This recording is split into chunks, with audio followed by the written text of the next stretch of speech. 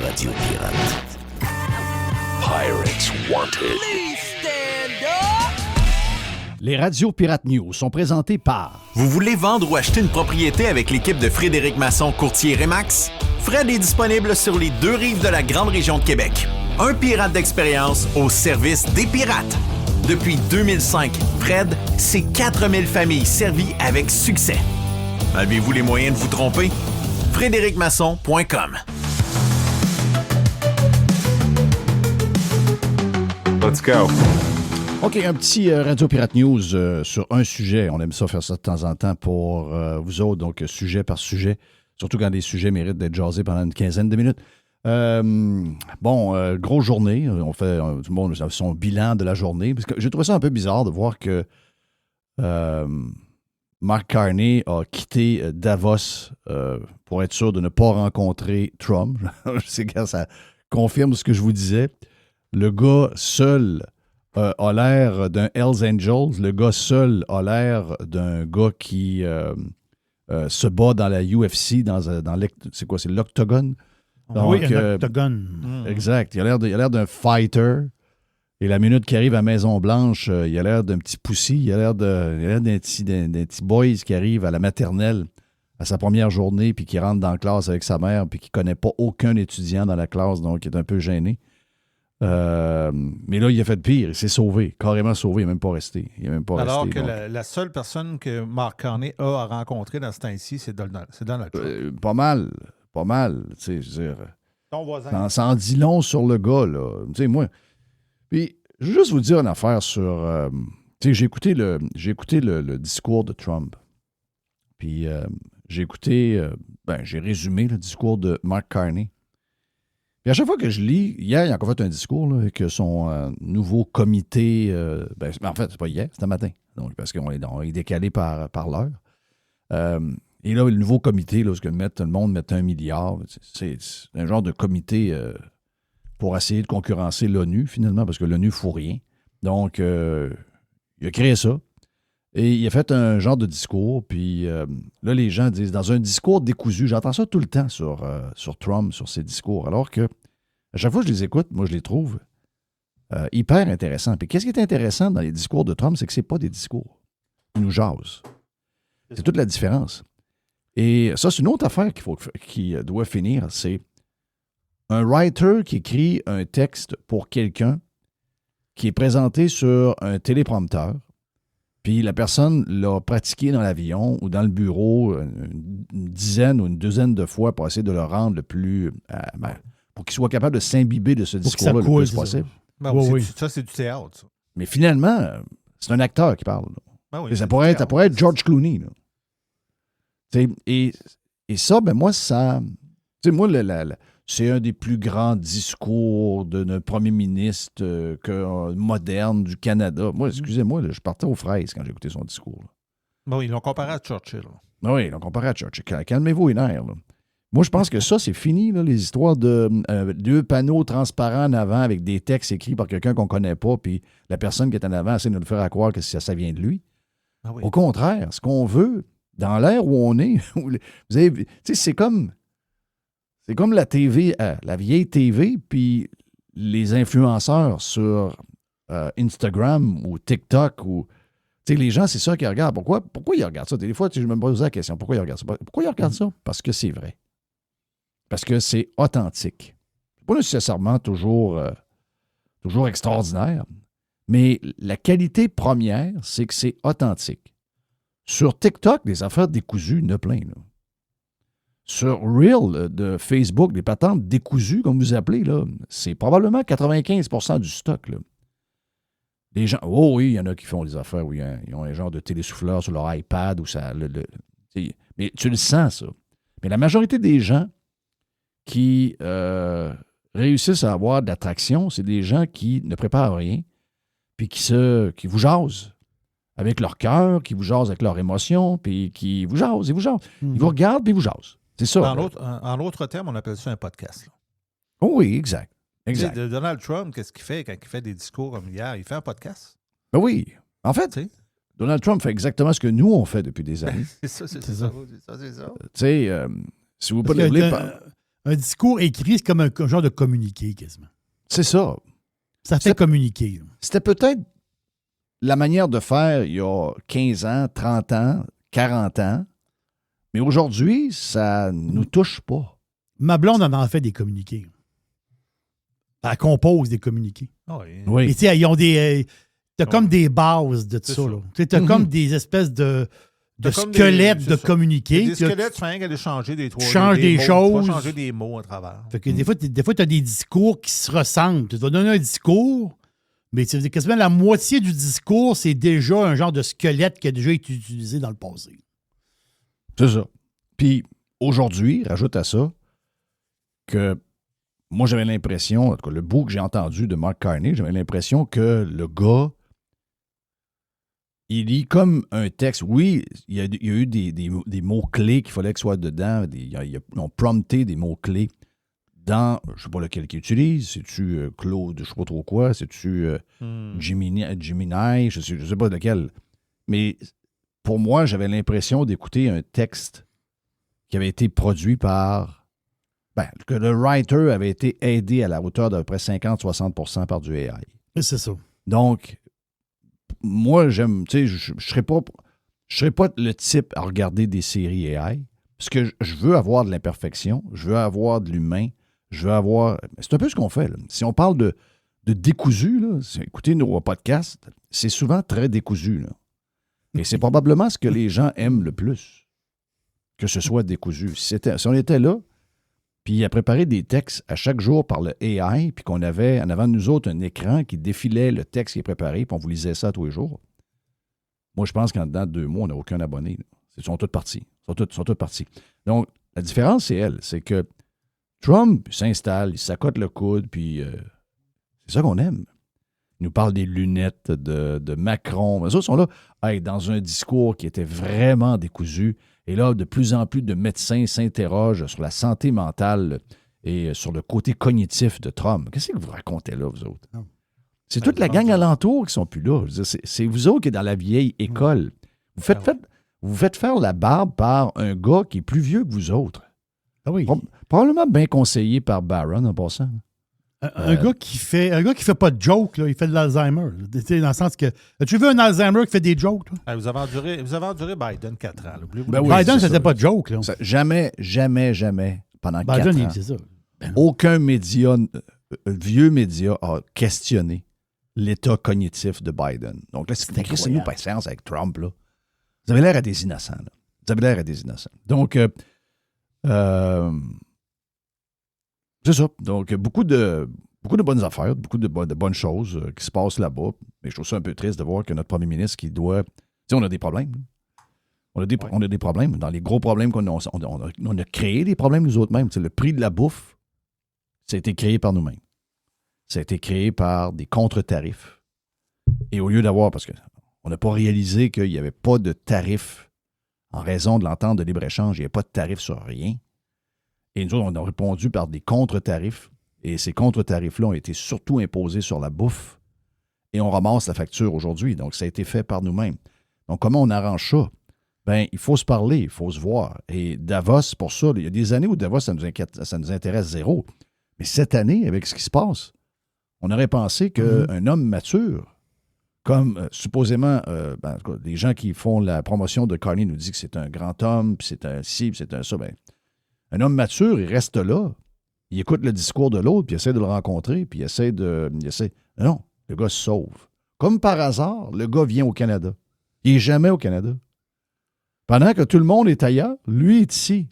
Alors que c'est le moment où il ne devait pas être ici. Il devrait être ici tout le temps, sauf aujourd'hui ou hier. Et là, il est parti.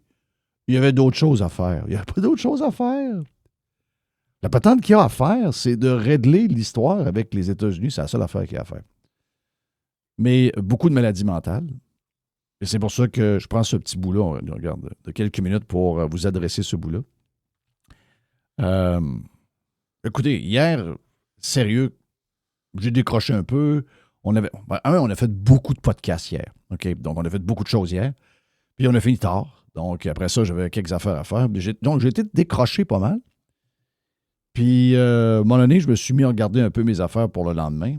Puis là, ben, je vois le vidéo de Radio-Canada, de RDI, où on a Dimitri Soudas, Ah non, donc, c'est incroyable. qui nous fait une vidéo que j'étais certain. Tu sais, aujourd'hui, on fouille tout le temps. Là. Voyons, ça se peut pas. Cette vidéo-là a été altérée. Cette vidéo-là a été modifiée. oui, c'est ça. Cette vidéo-là n'existe pas pour vrai. Donc, j'ai vu Jim Légaré mettre ça. J'ai dit, ben, je pense qu'il échangeait un ou deux tweets avec Dimitri Soudas, qui a même répondu sur une patente. En passant, j'ai envoyé la vidéo à ma blonde très tôt ce matin. Et quand ma blonde s'est réveillée, elle m'a dit, c'est qui lui? Donc, ça décroche. Tu sais, les gens, si ma blonde est décrochée à 56 ans, 57, je pense, 57 de Radio-Canada RDI, puis elle n'a aucune idée c'est qui sont sur le panel quotidien de RDI. Je peux vous dire une affaire.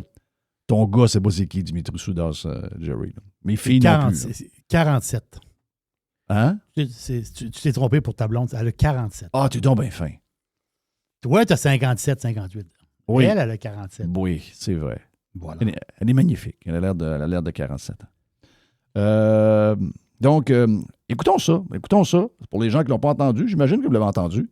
Mais écoutons-le parce que c'est une vraie vidéo. Là. C'est une vidéo que Dimitri Soudas a mis lui-même sur son compte X. Oui. Donc là, ça veut dire quoi? Ça veut dire qu'il était fier de ça. Là. Oui. Puis en plus, on est à Radio-Canada. Et en plus, on est à Radcan. Là. C'est sérieux, là, Radcan. C'est Radcan, là, ils sont comme au-dessus de tout le monde. Ah, ils sont au-dessus de tout le monde, eux autres. Eux autres, ils regardent tout le monde de haut, eux autres. Oui, c'est Radio-Canada. Mm-hmm. C'est quand même... C'est un très drôle. C'est un panel très bizarre. T'as l'animateur qui est bizarre. T'as Michel Courchaine qui est bizarre. T'as le gars excentrique un peu, là, avec... Et le Parisien. Le Parisien avec sa femme excentrique aussi. Là. Sa femme qui est déjà allée dans des réunions du Parti conservateur du Québec en passant. Lisée. Jean-François Lisée. La femme à Lisée est déjà allée dans des réunions du Parti conservateur. Ah ouais? Hein? Ben oui. OK. Ben oui. Ouais, Le personnage, là. Lui aussi, c'est un personnage. Lui, écoutez-le souvent, là. Regardez ses tweets. C'est un des plus grands coucous du Québec, là. C'est un méga coucou, ce gars-là. Là. Oh, oui, c'est... Après ça, il y a une genre de madame que je connais pas trop à droite en bas. Là, qui est dans une ancienne madame du NPD. Elle a l'air dans un presbytère. Ouais, puis là, tu as Dimitri Soudas, qui, lui, supposément, représente la droite et les conservateurs. Ben, c'est pour ça que Juste vous dire que le gars, il s'est fait exclure du mouvement conservateur. De ce que je comprends, le gars, il est comme pas tombé en amour avec une députée libérale, lui. C'est pas ça qui est arrivé. C'est pas ça, là. En tout cas, regarde, message pour... Je ne connais pas sa situation, ben. Je pense que ce que j'ai entendu, qu'à un moment donné, il est tombé. Il est encore avec? Je ne sais pas. Mais si jamais Dimitri Soudas a une femme, des enfants, si j'étais la femme de Dimitri Soudas, je prendrais mes valises, je pognerais les enfants, je me sauverais chez ma mère. Le gars va pas bien. Non, le gars va pas bien. Dans ce temps-là, tu sais pas ce qui peut arriver. Y a-t-il un médecin dans l'avion? Y a-t-il un médecin quelque part qui peut regarder ce qui se passe dans le coco de Dimitri? My God! Je pense que la stratégie canadienne devrait être d'infliger un maximum de pertes de vie de soldats américains le plus rapidement possible. Beauvais? C'est quoi qui se passe? Wow! Qu'est-ce qui vient? Non. Qu'est-ce qui vient d'arriver là? J'imagine que Beauvais il a réagi. J'imagine qu'il doit y avoir dit, voyons, qu'est-ce que tu dis là, Dimitri? Non, pas vraiment. Ah, OK. Non. Okay. Pas vraiment. Pas vraiment. Là, on parle de... Là, on parle de quoi, là? On parle de tuer les Américains. De tirer sur des soldats américains. C'est ça que j'ai compris? Ah oui. OK, c'est ça. Ah, dans leur tête, ils sont rendus très loin, là. Ah, OK. Dans leur tête, ils sont rendus très, très loin. Il y a une guerre avec avec l'armée, là. Ils ont dû être déçus hier sur l'histoire du Groenland, l'entente qui a été faite. Là. Ils sont déçus. Ils ont dû être déçus. Là. Alors, oui, ils sont Trump déçus. a dit dans son discours, je m'étais question d'envahir jamais été question d'envahir le Groenland. Jamais été question de ça.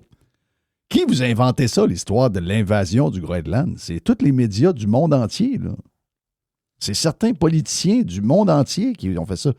toute une gang de crises de fous. Vous pensez que Trump, c'est le fou? Moi, je pense qu'il y a beaucoup plus de fous qu'on pense alentour de nous autres qui font pas la manchette comme Trump, mais on devrait surveiller pas à peu près, là. Donc, Dimitri, ça va pas, là. Je pense que la stratégie canadienne devrait être d'infliger un maximum de pertes de vie de soldats américains le plus rapidement possible. OK. Bon, regarde. Allons-y à l'inverse. Ouais. Allons-y à l'inverse. Fox News traite le sujet du Canada et des États-Unis. Mais personne ne parle de... Aux États-Unis, il n'y a personne qui parle d'intervention militaire envers le Canada. Il ne faut pas que ça se rende, ça, là. On va être discrédité à leurs yeux. Ils vont nous prendre pour des imbéciles, là. Ils vont nous prendre pour des crises de cave, là. Premièrement, il ne peut pas y avoir d'invasion américaine. Les Américains appellent le Canada, disent c'est fini, on se rend. Il n'y a pas d'invasion physique de l'armée, là. On n'est aucunement capable, avec notre société de mollassons qui ont eu peur d'une grippe chinoise, de défendre quoi que ce soit. Non, là. c'est ça, là. C'est quoi, là? C'est les boomers qui vont arriver avec un fusil de chasse? Et ça n'arrivera pas, ça, là. Mais supposons que ces discussions-là dans l'air. Un peu comme il y a au Canada. Il n'y a pas ça aux États-Unis, là. Personne ne parle de ça aux États. Personne, là. Ben, si mettons à Fox News, il y a un panel comme ça, il y a quelqu'un qui dit bon, là, je pense que c'est le temps que l'armée américaine s'installe à la frontière puis qu'on tue le plus de soldats canadiens possible. Ouais. Qu'est-ce qui se passe au Canada? Ouais, c'est ça, là. C'est une hystérie, là. C'est une hystérie, là. Je veux dire, Puis, tout le monde hystérie capote. Au Québec, ça capote. Le monde capote. Le monde, pas rien que les médias, le monde, les boomers, tous ceux qui ont chié dans le culotte pendant la COVID, là, c'est la panique totale. Ils traitent de crise de fou. Ils vont se barricader. Ils vont faire des provisions. Ils vont aller essayer de se trouver des guns sur Marketplace. Ils vont capoter, là. Ils vont essayer de se trouver des batteries. Ils vont essayer de se trouver du bois, même s'ils ne peuvent pas partir de feu. On comprend que si ça arrive à l'inverse, c'est la panique totale, là. Et pourquoi nous autres, on le fait? C'est le bout que je comprends pas, là. Pourquoi nous autres, on le fait? Ça, c'est la réaction. Ce que vous venez d'entendre, c'est la réaction de Bovet, OK? Il fait juste... Américain le plus rapidement possible. Bien. Moi, excusez-moi, là. Je suis en charge du panel et je suis à RDI. Puis t'es live. Puis tu dis, hey, Dimitri, es-tu complètement cinglé? Ben, Regarde, je te demanderais de prendre ton ordi, puis l'équipement qui fait que tu es connecté, ou tu t'adresses à la régie, puis tu dis, lui, là, tu le coupes, là. Ben, c'est sûr, faut que tu coupes Tu le ça. coupes sur le champ, là. Le gars file pas, là. Moi, je peux pas, Non, ça marche moi, je peux pas, pas ça. cautionner quelqu'un qui va pas, là. Et je peux pas faire ça, là. Donc, tu regardes la caméra, puis tu dis, ce que vous venez d'entendre là, c'est pas moi, c'est pas le reste du panel, c'est pas RDI, c'est pas Radio-Canada, c'est pas ce que les Canadiens pensent. On a un gars qui a un moment, puis qu'on va réévaluer si on va le faire réentendre sur d'autres sujets. Et pour l'instant, il n'est pas là aujourd'hui. À quelque part, c'est de l'incitation à la violence, là. Ben oui. Si on voit ça de même, là. Ben oui, ça l'est. Sauf, Ben oui, à un ça moment veut dire que donné, tu es en train de... Puis tu sais l'état mental des vieux en ce moment. Pas les gens de 35 ans. Pas mes enfants, pas le tien, pas ton gars, pas ta fille. Mais les vieux qui ont trop de temps, on en parle beaucoup, on sait dans quel état mental ils sont en ce moment. ils sont au bout de leur gêne, là.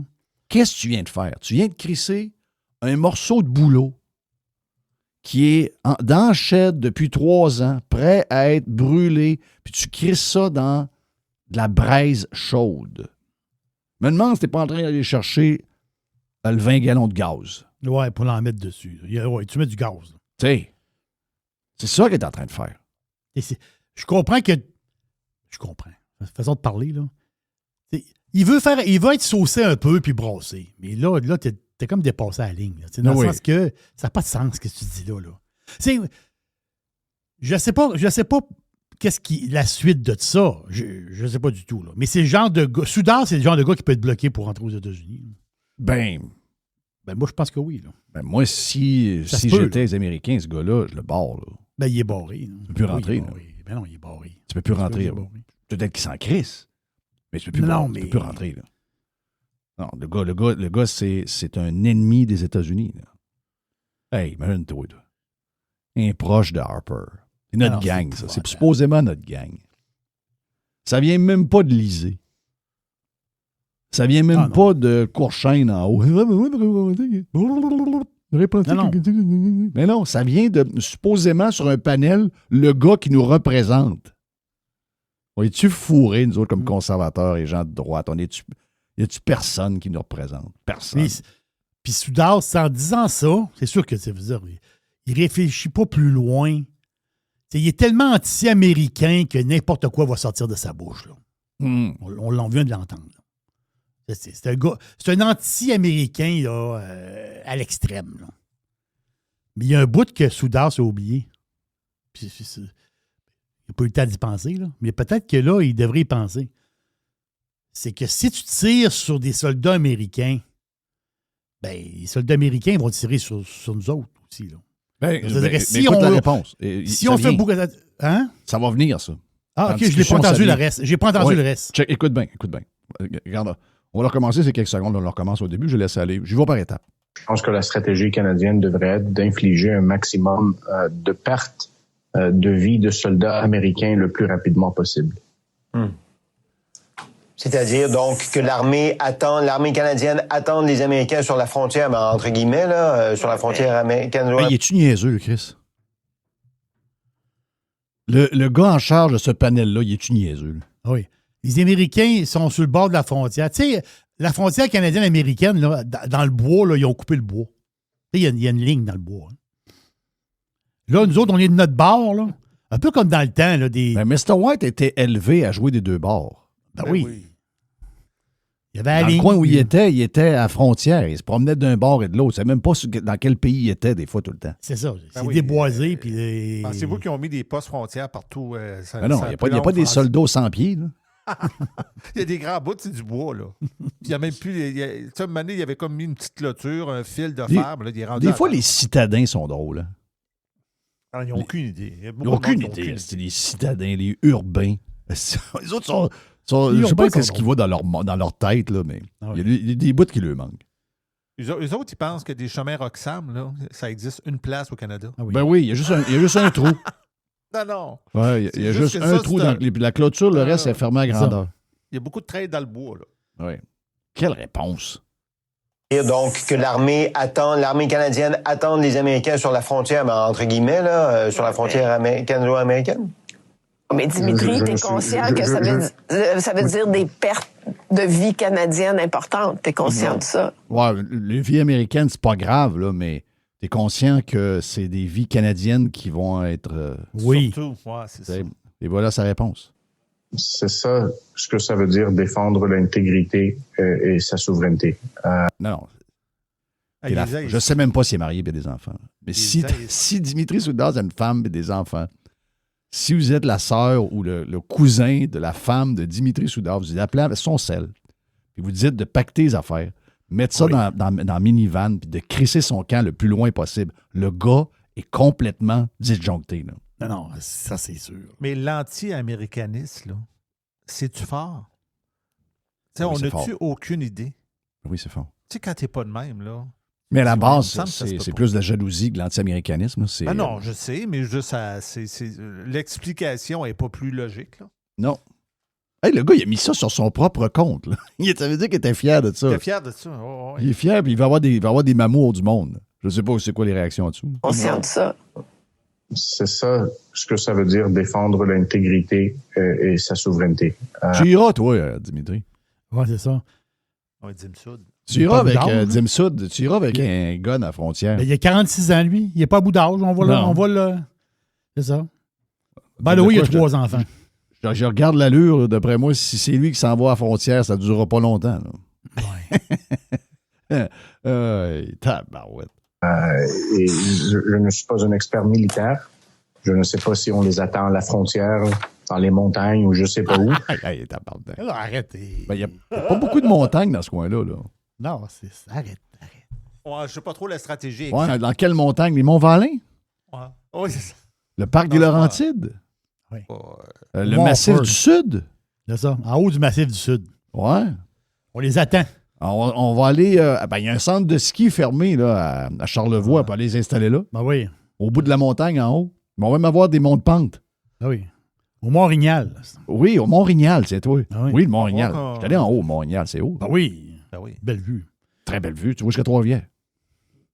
Journée dégagée, Mont-Rignal, tu vois Trois-Rivières. Ah oui, Mais on va voir les Américains de loin. C'est ça qui arrive. Là. Si on va ces montagnes, on va y voir arriver de loin. Mm-hmm. Ben, moi, là, Non, mais... Alors, c'est pété, ça, là. Ah, Je ne suis pas un expert dans l'armée. Je ne sais pas si on les attend à la frontière ou dans les montagnes. Le gars, je vous le dis, il a mis ce vidéo sur son propre compte. Donc, il est fier de son affaire. Ça ne va pas tout. lui, ce qu'il ne sait pas, c'est qu'il est discrédité à vie à partir d'hier. Oui. Ouais, cette gang-là réussit à s'en tirer bien. Il n'y aura pas de conséquences. Il y a des gens qui perdent le job pour beaucoup moins que ça. Les autres s'en tirent tout le temps. Il n'y aura aucune conséquence. Mais il ne faut pas oublier que l'opinion publique aux États-Unis, c'est pas la Russie. C'est pas. Il faut infliger un maximum de pertes le plus rapidement possible. Il le répète. Il y en a combien de gens qui sont déséquilibrés de même là, autour de nous? Pouvez-vous mettre un genre de symbole quand vous avez cette maladie? Oh, moi, que les gens n'aiment pas Trump, à un moment donné, c'est juste drôle. Là, vous avez l'air des innocents. Là. Mais si vous êtes prêts à aller jusque-là, mettez-vous un petit... on peut-tu avoir un petit signal? Un genre de... Mettez-vous une casquette. Une casquette de l'autre couleur ou une épinglette. Je sais pas, moi, quelque chose sur votre calotte. Moi, je veux vous voir. Là. Moi, je veux savoir qui vous êtes. Je veux vous éviter à tout prix. Là. Je veux pas être à 30 pieds de vous autres. Là. Moi, je veux pas croiser Dimitri Soudar. Ce gars-là ne file pas du tout. Là. Ben, surtout que nous autres, on est plus pro-américain qu'anti. Là. Je veux dire, moi, je veux pas... Non, c'est ça. Faut pas qu'ils le sachent. Tu sais, moi, souvent, je peux défendre Trump. Là, donc, non. Je peux être une cible, moi, là. Oh, oui. Mais ça va s'en venir, ça, hein, d'ailleurs, dans le discours. Là, c'est sur les Américains, mais à un moment donné, ça va être d'éliminer les gens qui ont une autre... On va appeler ça une vision non partisane. Moi j'aime où je suis. Moi, j'aime où je suis dans mes affaires. J'ai pas un côté... J'ai pas de côté partisan. C'est probablement que si j'étais dans la vraie game, mettons, je vis aux États-Unis pour vrai, probablement que je serais identifié comme un électeur indépendant qui voterait probablement 9 fois sur 10 pour les républicains, mais qui aurait voté à l'occasion, peut-être genre dans le temps de Bill Clinton. On comprenait les affaires, mais dans le temps, on ne savait pas. On ne savait pas qu'il était mêlé de même. On pensait qu'il jouait du sax, puis on savait qu'il fumait des cigares. On savait que quelqu'un jouait du sax avec lui. Oui, c'est ça. Mais mettez-vous dans l'époque. Là. Donc, j'aurais pu voter à ce moment-là. Donc, moi, je me considère comme un indépendant, mais avant tout, je me considère comme quelqu'un qui est non partisan. Puis ça, ben, c'est le fun. Ça nous permet d'aimer quelque chose. Ça nous permet même de ne pas aimer quelque chose de la personne qu'on trouve intéressante et qu'on aime sur 1 million de points. Donc, ça nous permet d'être vraiment indépendant sur tout. On n'est pas pris dans un carcan de partisanerie. Rien de pire que la partisanerie. Regardez dans le sport ce que ça fait. Mais même nous autres, même ceux qui... Puis il y a des partisans. Il y a des gens qui ont des drapeaux de Trump sur leur maison. Il y a des gens qui ont des calottes. Il y a des gens qui sont dans la partisanerie. Puis ça, c'est ça. Regarde, je salue ça, là. Oh, il y a des gens que Trump, je suis pas de marde. Oui, puis ça, je salue ça. J'aime ça parce que, regarde, il l'aime.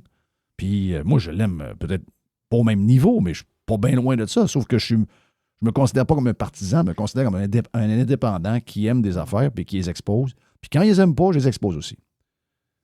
Mais moi, je pense que nous autres et les partisans qui sont partisans à 200%, à un moment donné, il va y avoir un call contre nous autres. Ça s'en vient, ça, là. Ils vont être comme pendant la COVID, là. Comme avec les non-vaccinés. Là. Vous allez avoir un call. Là. Si vous avez des idées sur Facebook, vous allez être traqués. Il va arriver quelque chose. Ces gens-là sont prêts à tout. Là. On est rendu là. On est rendu dans l'histoire des soldats qui doivent tuer des soldats américains. Comment? Hey, c'est crazy, pas à peu près, là. J'espère que mes voisins n'entendent pas ça. J'espère que cette vidéo-là va rester nulle part. Là. J'espère qu'il va tomber dans le néant. Là. On est chanceux, c'est fait en français. Ouais. Moi, j'ai entendu l'ambassadeur des États-Unis au Canada, là, puis ce qu'il avait de l'air à dire, c'est qu'ils sont pas mal au courant de tout. Là. De ce qui se dit ici. Là. La langue, c'est plus. Dimitri Soudard, à Pâques, tu ne seras pas à New York. Là. Je pense pas, moi. Mon feeling, c'est que. Mon feeling, c'est qu'il va être flagué à la frontière. Mm-hmm. Bon, je pense que oui. Donc, Dim Soud. C'est Dim Soud. Il est très spécial. Il était proche de Harper. C'est supposément notre gang, ça. Moi, je suis découragé de ce gang-là. Ben, tu sais, on l'a vu la réaction d'Harper aussi, là. Oui. Lui, il est prêt à nous appauvrir. C'est ça. Lui, il est prêt à nous appauvrir. Oui. Ça va bien. Donc, voilà, c'est le sujet des radios Pirate News. Ben, d'un bloc des radios Pirate News. On va l'appeler... c'est le bloc Dim Soud. Donc, que les gens peut-être ne connaissaient pas et que là, maintenant, vous venez de connaître. Peut-être pas pour les meilleures raisons du monde. Ben voilà pour les radios Pirate News aujourd'hui. Let's go. Radio Pirate. Les radios Pirate News vous ont été présentés par... Vous voulez vendre ou acheter une propriété avec l'équipe de Frédéric Masson, courtier Remax? Fred est disponible sur les 2 rives de la grande région de Québec. Un pirate d'expérience au service des pirates. Depuis 2005, Fred, c'est 4000 familles servies avec succès.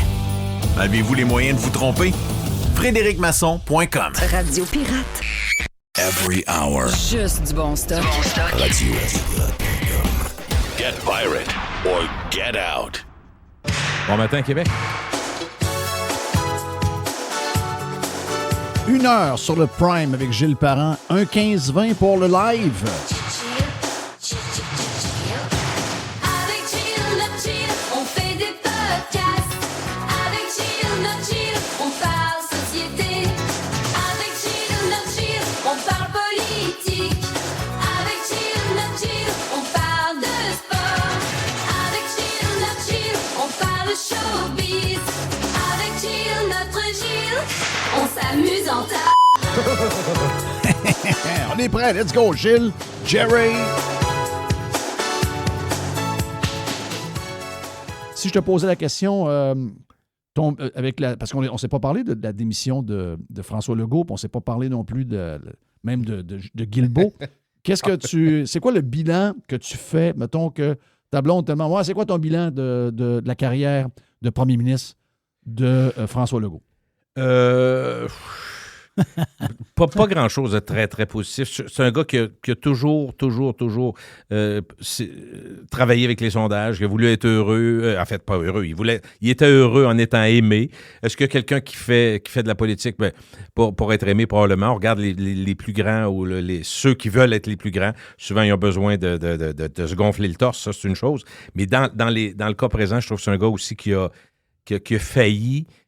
Puis écoute, je veux pas être un analyste à Saint-Saëns, mais ça m'intéresse. Mais je trouve qu'il faut quand même mettre des pans, des endroits qui ont été marquants. Et je vais être conséquent parce que j'en ai parlé souvent avec toi, Jeff. Quand il y a eu l'élection dans Jean Talon, je pense que ça marque, pour moi, ça marque un changement, une coupure extraordinairement importante sur la confiance. À partir de cette journée-là, je me rappelle, je pense que le jour suivant, j'étais avec toi ici, j'avais dit, moi, à partir d'aujourd'hui, la confiance en Legault, c'est terminé. Impossible. Je peux pas le croire. À cause de l'histoire du flip-flop sur le troisième lien, entre autres? Non, mais oui, mais pas juste ça. Il arrive dans une élection partielle où si tu regardes l'ensemble du Québec, tu n'as même pas 2 3 de la population qui vote. Dans la partielle, tu as à peu près entre 18 et 25 de gens qui sont allés voter. Donc, c'est partiel de partiel de partiel. Quand tu dis partiel, c'est pas grand monde. Et il prend les résultats d'une partielle où, de façon presque constante, dans une partielle, on dit notre désaccord avec le gouvernement en place. C'est souvent de même. Tu as la chance de pouvoir planter un peu puis d'être moins fin parce que tu te dis, regarde, ça n'a pas tellement de conséquences. Donc, il prend ça, lui, comme du cash, puis il dit, je vous ai entendu, j'ai vu le résultat le soir même. J'ai vu le résultat, vous voulez un troisième lien, on va se rasseoir avec ça. Le tramway, pour certains, c'est important, on va se rasseoir. Là, il avait complètement changé. Mais moi, c'était pas tellement qu'il change. C'était impensable que sur quelque chose d'aussi circonstanciel, d'aussi peu important qu'une partielle, que lui fasse un virage pour tout le gouvernement avec des budgets de milliards. Là, non, c'est même les gens qui étaient pour le troisième lien ont trouvé ça cave. Là. Et après ça, j'ai ramené l'affaire des Kings de Los Angeles. Puis moi, le je n'ai jamais pensé. Le 30 d'augmentation des députés qui a amené au 30 oui. des profs, puis tout ce que tu veux, ça a mal passé. Mais tu sais, l'affaire tu sais, on dit souvent, ceux qui sont les meilleurs, c'est des gens qui peuvent sentir les choses, qui ont l'intuition de savoir ce que le monde veut. Moi, je ne pense pas que, malgré ce qu'on pourrait dire de M. Legault, je ne pense pas qu'il y avait cette si grande intuition que ça. Et je vais être encore plus méchant, si je peux être considéré méchant. Pendant la pandémie, on a trouvé qu'il a fait une bonne job, mais pendant les guerres aux États-Unis, pendant la pandémie dans bien des pays, ça a donné que celui ou celle qui est en place, Jeff, il a bien paru aussi. Fait que c'est pas l'apanage juste de François Legault qui, pendant la pandémie, a passé pour un bon père de famille. Allez voir en Angleterre, allez voir en Espagne, allez voir en Italie, allez voir aux États-Unis, allez voir partout. Ceux qui étaient en place ont été plébiscités par le public. Fait que moi j'embarque pas là-dedans, dans le fait qu'il faut l'applaudir pour le travail de la pandémie. Il n'a pas été mauvais, mais il a été servi par la situation exceptionnelle, puis il y a beaucoup de choses qu'on peut critiquer et qu'on a critiquées. Donc, moi, je ne garde pas un grand... puis en même temps, je sais que c'est une job de... Mais tu sais, moi, quand j'entendais les gens dire... Ouais, mais c'est faut quand même... Ouais, non, puis oui, mais Jeff... Il n'y a pas shiné. Oui, puis les gens disent, il faut quand même reconnaître que faire de la politique, il faut s'engager... Attends un peu. Non. Moi, là-dessus, j'ai toujours... Tu sais quoi, Jeff? Est-ce que le Québec est dans un meilleur état qu'il était il y a 8 ans? La réponse est facile à savoir. C'est Jeff, si toi, tu décidais, à un moment donné, je sais pas, tu as un coup de 2x4 virtuel, puis tu te lèves un matin et tu dis, moi, Radio Pirate, c'est fini, terminé. J'ai décidé de donner de mon temps pour la société, je m'en vais en politique, je veux me faire élire. Il y en a qui font ça, là. Mais quand tu fais ça, c'est une décision que tu prends, sachant les conditions qui sont en place. Exact. Fait qu'arrêtez après de dire, non, moi, impossible, moi, j'embarque pas là-dedans. Ah, mais il y a quand même... Je te pose une question sur... écoute, il y en a d'autres qui sont partis, là, mais Guilbeault, la raison pourquoi je veux t'en parler, c'est que c'est elle qui est un peu à l'origine de l'explosion de la CAQ. Parce que la CAQ avait quelques élus à ce moment-là. François Legault était élu.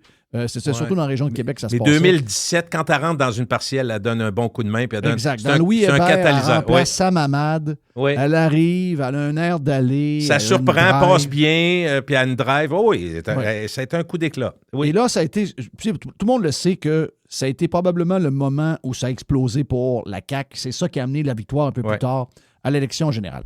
Et elle, par après, elle est comme devenue une vedette. C'est comme devenue la numéro 2. Elle était même vice-première ministre pendant longtemps. Elle était VP, ben oui. Et là, tout le monde la voyait comme la dauphine. C'était quasiment un poste qui a été donné, je pense, dans la deuxième année, il y a 6 ans de ça. Et là, après ça, ça s'est mis à descendre parce qu'elle a piqué probablement trop de bonheur. Puis qu'est-ce qui est arrivé dans son cas? Parce qu'elle, là, elle ne peut plus faire de politique, mon feeling. Non, tu sais quoi ce qui est arrivé? Moi, je pense que c'est assez simple. Elle a accepté d'être la souffre-douleur du parti, de faire tous les jobs sales ou les jobs qui étaient inconvénients pour le premier ministre, M. Trudeau, ce que je dis là. Je pensais à Katy Perry. M. Legault. Oui. T'avais Katy dans M. Legault. Donc, en allant au bâton, au bat sur le troisième lien, puis tout ça. D'abord, dans les faits... Mais l'envoyer seul dans la conférence pour annuler le troisième lien, mais ça, c'était chien pas à peu près. Mais je ne sais pas pourquoi elle a accepté ça, elle. Moi non plus, je ne sais pas pourquoi elle a accepté, parce qu'elle a fait beaucoup de jobs que personne n'aurait voulu faire. D'une certaine façon, tu peux dire que c'était une bonne coéquipière, mais en même temps, elle a perdu complètement sa crédibilité rapidement. Elle est passée d'une femme qu'on admirait à une femme qu'on détestait. Et je pense que c'est parce que ce qu'elle a dit et ce qu'elle a fait, mais j'y donnerais, écoute, c'est curieux à dire, là, mais j'y donnerais quand même un certain bénéfice du doute à elle plus qu'à Legault, parce que moi, quand elle faisait des sorties de même, moi, j'étais persuadé que c'était quand même assez haute, là. Tu sais, quand on dit un premier ministre ou même un maire de ville, c'est 3 ou 4 personnes autour, puis ça arrête là. C'est eux qui prennent les décisions. Elle était là-dedans. Donc, moi, je pense que... C'est niaiseux, hein? Mais je pense que le moment où ça s'est effrité, tu sais, il y a toujours un point de départ. Le point de départ, c'est quand elle a demandé aux Québécois d'être dociles. Ouais. Ouais, ça, c'est... Non, ça, c'était pas... Ça, c'était un très mauvais... sa meilleure. Mais est-ce que c'était elle qui parlait? Gouvernement autoritaire, ça faisait avec le tank en arrière, la patente. Et en plus, qu'on a su pas longtemps après que dans sa vie privée, elle avait laissé son mari, qu'à cause de ça, elle avait un nouveau chum qui n'était pas dans sa bulle, alors qu'elle nous disait de rester dans nos bulles, d'être discipliné, d'être docile. Puis que les enfants, ses propres enfants, étaient gardés par ses grands-parents, alors que nous autres, on ne pouvait pas le faire. Donc ça a brisé un gros lien de confiance. Mais moi, je pense à partir de là, Et tout ce que tu viens de nommer, là, toutes les affaires, les tâches caves qu'elle a ramassées, qu'elle n'aurait jamais dû prendre.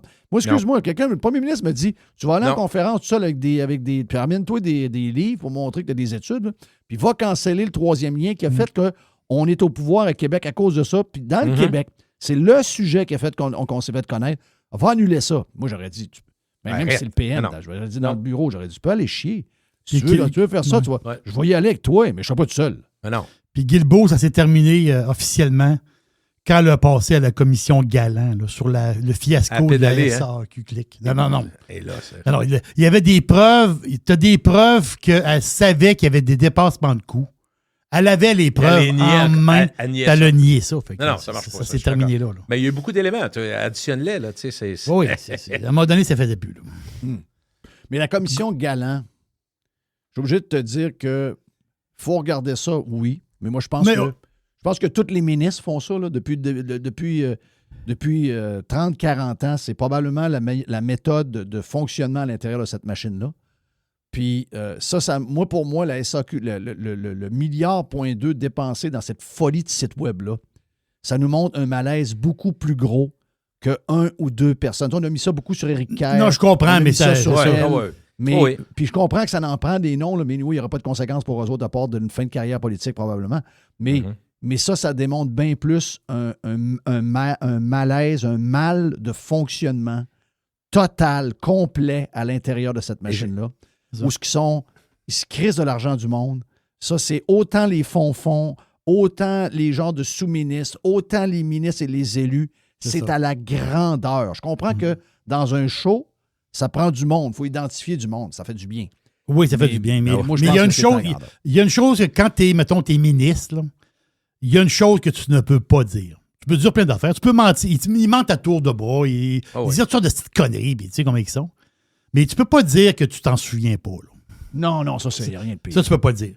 Non. Sors une menterie, sors une histoire, invente tes patentes. Jerry, sur l'écran, ne dis pas que tu t'en souviens pas. Ça, sur l'écran, il y a ton courriel avec la date. Là. Arrête, là. Je m'en souviens pas. Mais hey! On va te le rappeler. Je vous laisse une petite note en terminant, parce que moi, tu sais que je suis ma mère reconnue, je suis curieux de nature, mais ça fait une couple de fois, j'ai dû me le dire à Jeff pour finir ma chronique aujourd'hui, ça fait une couple de fois que les gens me disent, et pas plus loin, je n'irai pas plus, parce que je ne veux pas identifier personne, vous avez une chance sur 2. Il y a quelqu'un dans mon entourage très, très, très, très proche, qui vit même avec moi, qui coucherait même chez nous, qui serait pour être mon fils, qui me dit, moi, je pense que je vais aller avec Duhem. J'ai dit, pourquoi? Ben, il dit, de toute façon, que les autres tombent en morceaux, Parti libéral, et je pense qu'il est dû. Il dit, j'espère juste qu'il va y avoir une bonne équipe.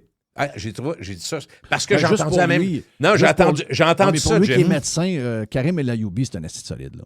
Ah oui, ben oui. Oh, oui, non. Il ne sait pas. Non, c'est un souhait. C'était pas, j'analyse, rien de ça. Mais il dit... Moi, je veux dire de quoi, Karim El Ayoubi, là, je l'entends, là, c'est pas parce que il est de ma famille, là, je dis pas ça pour ça, là. Mais... à chaque fois que j'ai Karim, là, je regarde les 125 autres qui sont là, il n'y a pas personne, même additionné, je pense qu'il est mort. Qui arrive à lui? Oui. Okay. Tu sais, t'entends, mettons, des discussions de Dubé qui était à la santé.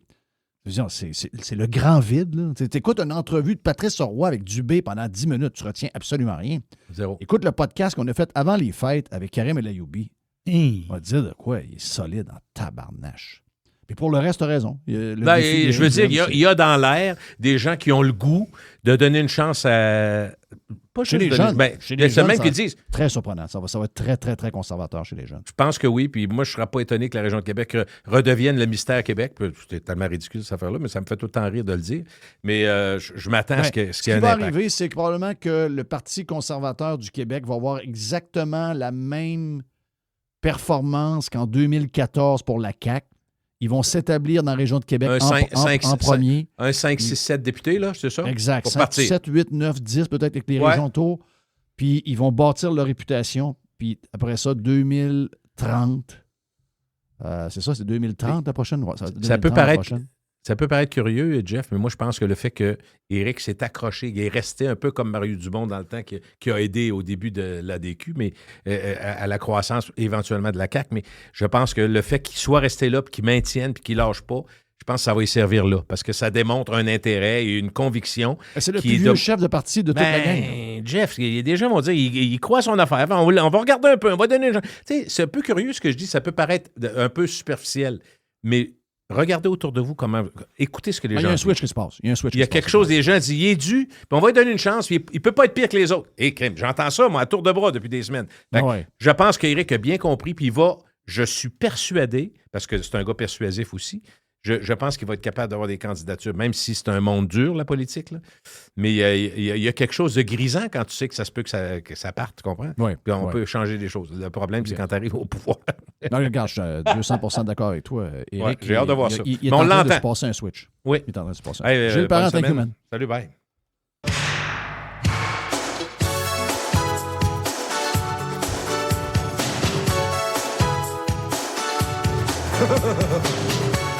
Pirate. Radiopirate.com. Tu le sais que t'as envie d'écouter. Radio Pirate. Yann Sénéchal, de Yann et Frank sans Frank, qui change des couches, des petits coliques, des patentes. Mais c'est vrai, le premier bébé, moi je me rappelle comme si c'était hier. Tu sais, ma plus jeune est rentrée en stage un matin, m'a envoyé ses photos toutes. Je regardais ça, je me disais, je me sens c'est hier. Puis, donc, mais ma plus vieille a 23, donc ça veut dire à peu près 24 ans. Quand ma blonde était enceinte, je me demandais bien qu'est-ce qui allait arriver. Je me disais, asti, ça va être quoi cette patente-là? Parce que nous autres, les gars, on est comme un peu désemparés quand ça arrive. Hein. Il y en a qui l'ont, là, mais la majorité des gars sont un peu désemparés. Puis tu te demandes un peu ce que tu vas jouer comme rôle. Ouais. Puis il y a un fond de malaise et anxiété, finalement. Ça passe vite, là. Mais au début, le premier, il y a comme un stress. Moi, j'avais pris congé 7 mois de mon côté. Wow! Ouais, ben tu pouvais, à ce moment-là, tu travaillais C'est ça, j'étais pas entrepreneur à l'époque. J'étais le salarié des deux. Fait que c'était logique que ce soit moi qui prenne le congé. Oui. Couple moderne. Ma blonde est retournée travailler après 2 semaines. Oui. Puis elle avait arrêté 1 semaine avant. Elle était un peu crinquée, la madame.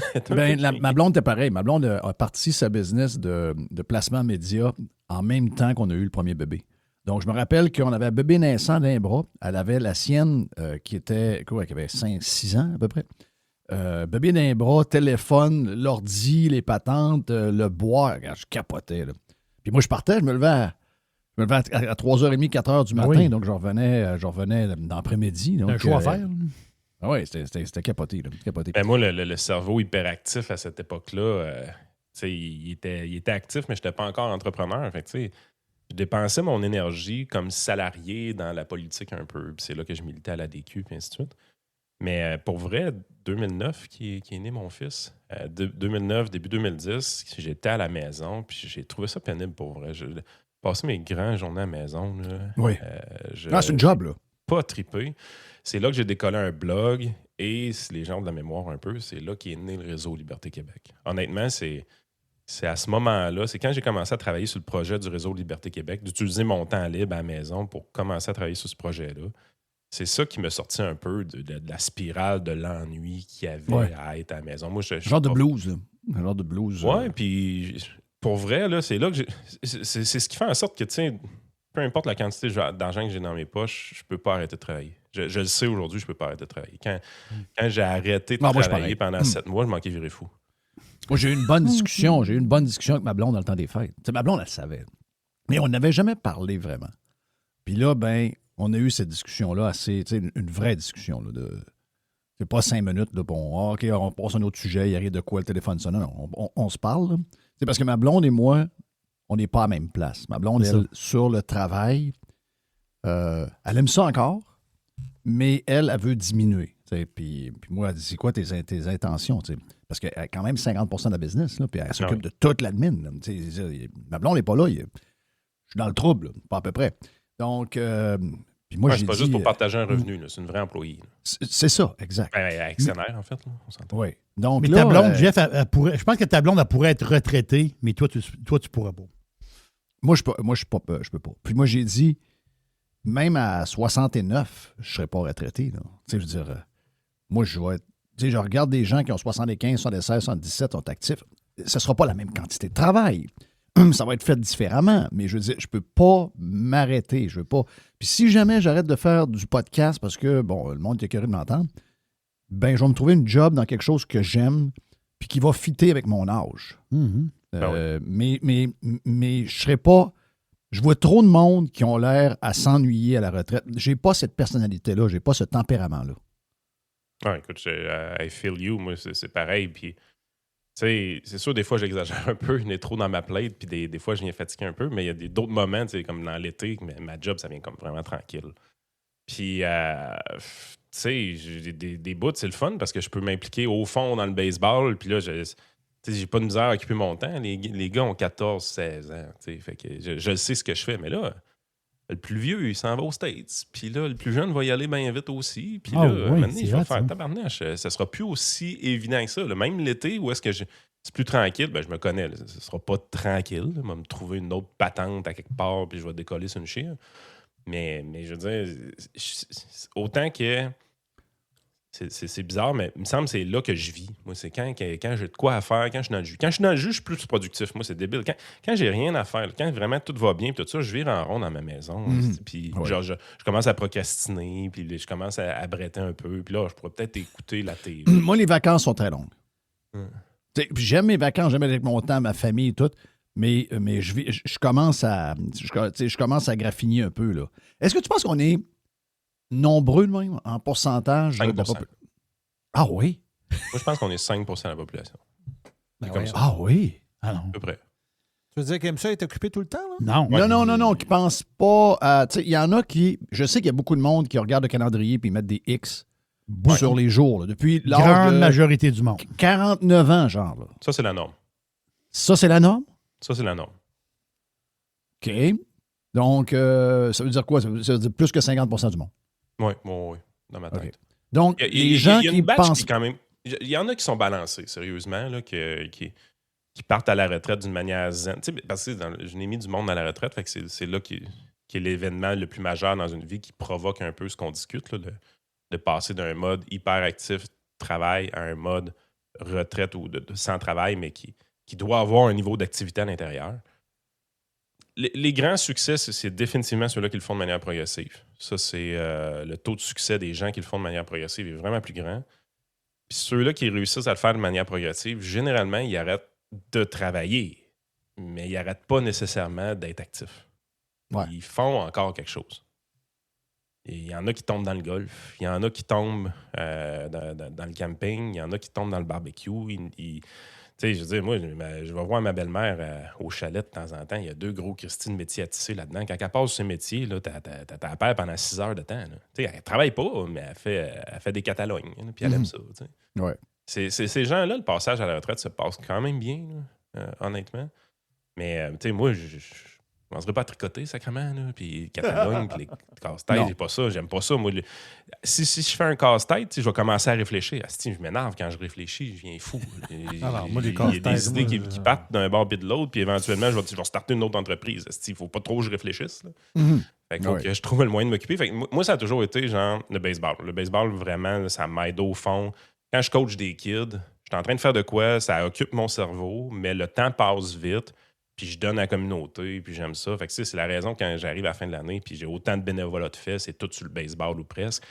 Quand je suis sur un terrain de baseball, quand je suis en train de faire des camps d'évaluation de baseball, asti que je suis bien. J'ai pas de téléphone dans mes poches. Il n'y a personne qui me dérange pour des asti de niaiseries. Puis des fois, les gens te dérangent, c'est pas pour des niaiseries. Là, je suis quand même dans le service à la clientèle, mais je veux dire, juste, tu sais, genre 4 heures d'affilée avec fucking rien d'autre que s'occuper des flots au baseball. Christy, que c'est hot. Oui. Ça, c'est le bout que j'aime, ça. Oui, c'est parce que ça permet de décrocher en plus. Puis, c'est de plus en plus dur de décrocher aujourd'hui. Donc, quand tu trouves un moyen de le faire, c'est ça que tu veux. Moi, le vendredi, je vais jouer au golf. Donc, le vendredi, je sais que je vais décrocher à partir de telle heure, je décroche, puis j'oublie. Mais il ne faut pas que je sois... Je peux pas être arrêté. Si je suis arrêté, je me mets à penser à job. Je me mets à penser à business. C'est automatique. Il faut qu'il y ait du monde, il faut qu'on ait de quoi. Moi, m'asseoir sur un divan, puis regarder la TV, même si je vois quelque chose à la TV, souvent, ça part. Donc, il faut vraiment que je sois actif. Je suis allé au chalet il y a 2 ans. Ça avait été tellement drôle, puis cette anecdote-là, je vais m'en rappeler tout le temps. un moment donné, tu sais, les beaux-parents sont dehors, font leurs affaires, tout ça, ma femme, les enfants, puis je m'en vais sur une chaise longue, puis je m'assois là pendant 20 minutes, puis je suis regardé dans les airs, tu sais. À un moment donné, ma belle-mère, elle vient, elle était un peu inquiète, elle dit « Ça va-tu? » Ben, je dis « Oui, je relaxe. » Elle m'a dit « Depuis que je te connais, je t'ai jamais vu arrêter. » Ouais. Tu es tout le temps en train de faire de quoi? C'est la première fois que je te connais, là, que je vois que tu fais rien. Ah, ben, je faisais pas rien. J'étais en train de réfléchir à quelque chose. Je pensais à quoi? C'est pas parce que tu avais l'air de rien faire, mais finalement, tu étais en train de faire quelque chose. Mais je pensais pas que c'était... Je sais qu'il y en a que dans l'économie d'aujourd'hui vont devoir se trouver une job-in, non pas parce qu'ils ont le goût. Puis après ça, il y a un autre défi fiscal là-dedans, là, qui est bien fatigant et qu'ils n'ont pas toujours pas réglé. Je ne sais pas qu'est-ce qu'ils attendent de le régler, mais... donc, il y en a qui vont être obligés de travailler parce qu'ils ont besoin d'un petit revenu supplémentaire parce que la vie coûte trop cher. Mais aussi, j'ai rencontré... Moi, je vais toujours me rappeler. Mon père est décédé, ça fait longtemps, mais mon père, à un moment donné, il a 67 ans, il a pris sa retraite. Non, pas 67, 65. Et c'était pas prévu. C'était pas prévu, il était supposé être renouvelé. Finalement, Jean Charest est arrivé au pouvoir. Il avait dit à mon père qu'il allait le renouveler. Finalement, il est placé un libéral. C'est arrivé en surprise. Mon père n'était pas prêt. Puis, il me l'a dit. Il dit, moi, je suis vraiment pas prêt à la... Il était comme dépourvu. Il était prof de formation. Il a été conseiller municipal pendant 16 ans, président du hockey mineur pendant une douzaine d'années. Très impliqué. Puis là, du jour au lendemain, le cirque arrête. Moi, je pense que dans l'évolution de son cancer, je pense que ça a un lien. Je pense que ça, il y a eu quelque chose. Puis un que j'avais rencontré, je vais toujours me rappeler, M. Tremblay, qui travaillait chez IGA des Sources, que à un moment donné, je t'avais salué, puis que je croisais tout le temps, puis on appelle ça un crisseur, là, celui qui crisse le stock dans les tablettes. Quel nom de job. Puis M. Tremblay, il me dit « Hey, je m'en vais, tu fais une grosse colle, gars, c'est gentil, de service, tout ce que tu veux. » Depuis qu'on allait là, on le connaissait. Et là, ben, il s'en va à la retraite. De temps en temps, je le voyais prendre des marches dans le quartier. Et là, 1 an plus tard, j'arrive au GA, qui est en train de crisser du stock dans les tablettes? M. Tremblay. Ah oui. Je dis, qu'est-ce que tu fais là? Il dit, Jeff, il dit, l'été, c'est pas pire. Il dit, je peux marcher, je frappe des balles de golf, fais des affaires. Mais il dit, l'hiver, c'est interminable. Ben oui. J'ai besoin de travailler. J'étais chez nous, la TV ouverte, en train de me... Tu sais, mon activité, c'est de me faire un sandwich aux tomates le midi. Voyons, ça marche pas de même. Il dit, j'ai demandé de faire un 20-22 heures par semaine. Ben... C'est un peu ça que... 20-22 heures de moins de TV par semaine. C'est ça, exact. Il dit, j'ai besoin de voir du monde, croiser du monde, jaser comme on fait là, puis, c'est s'occuper, là, tu sais, je veux dire...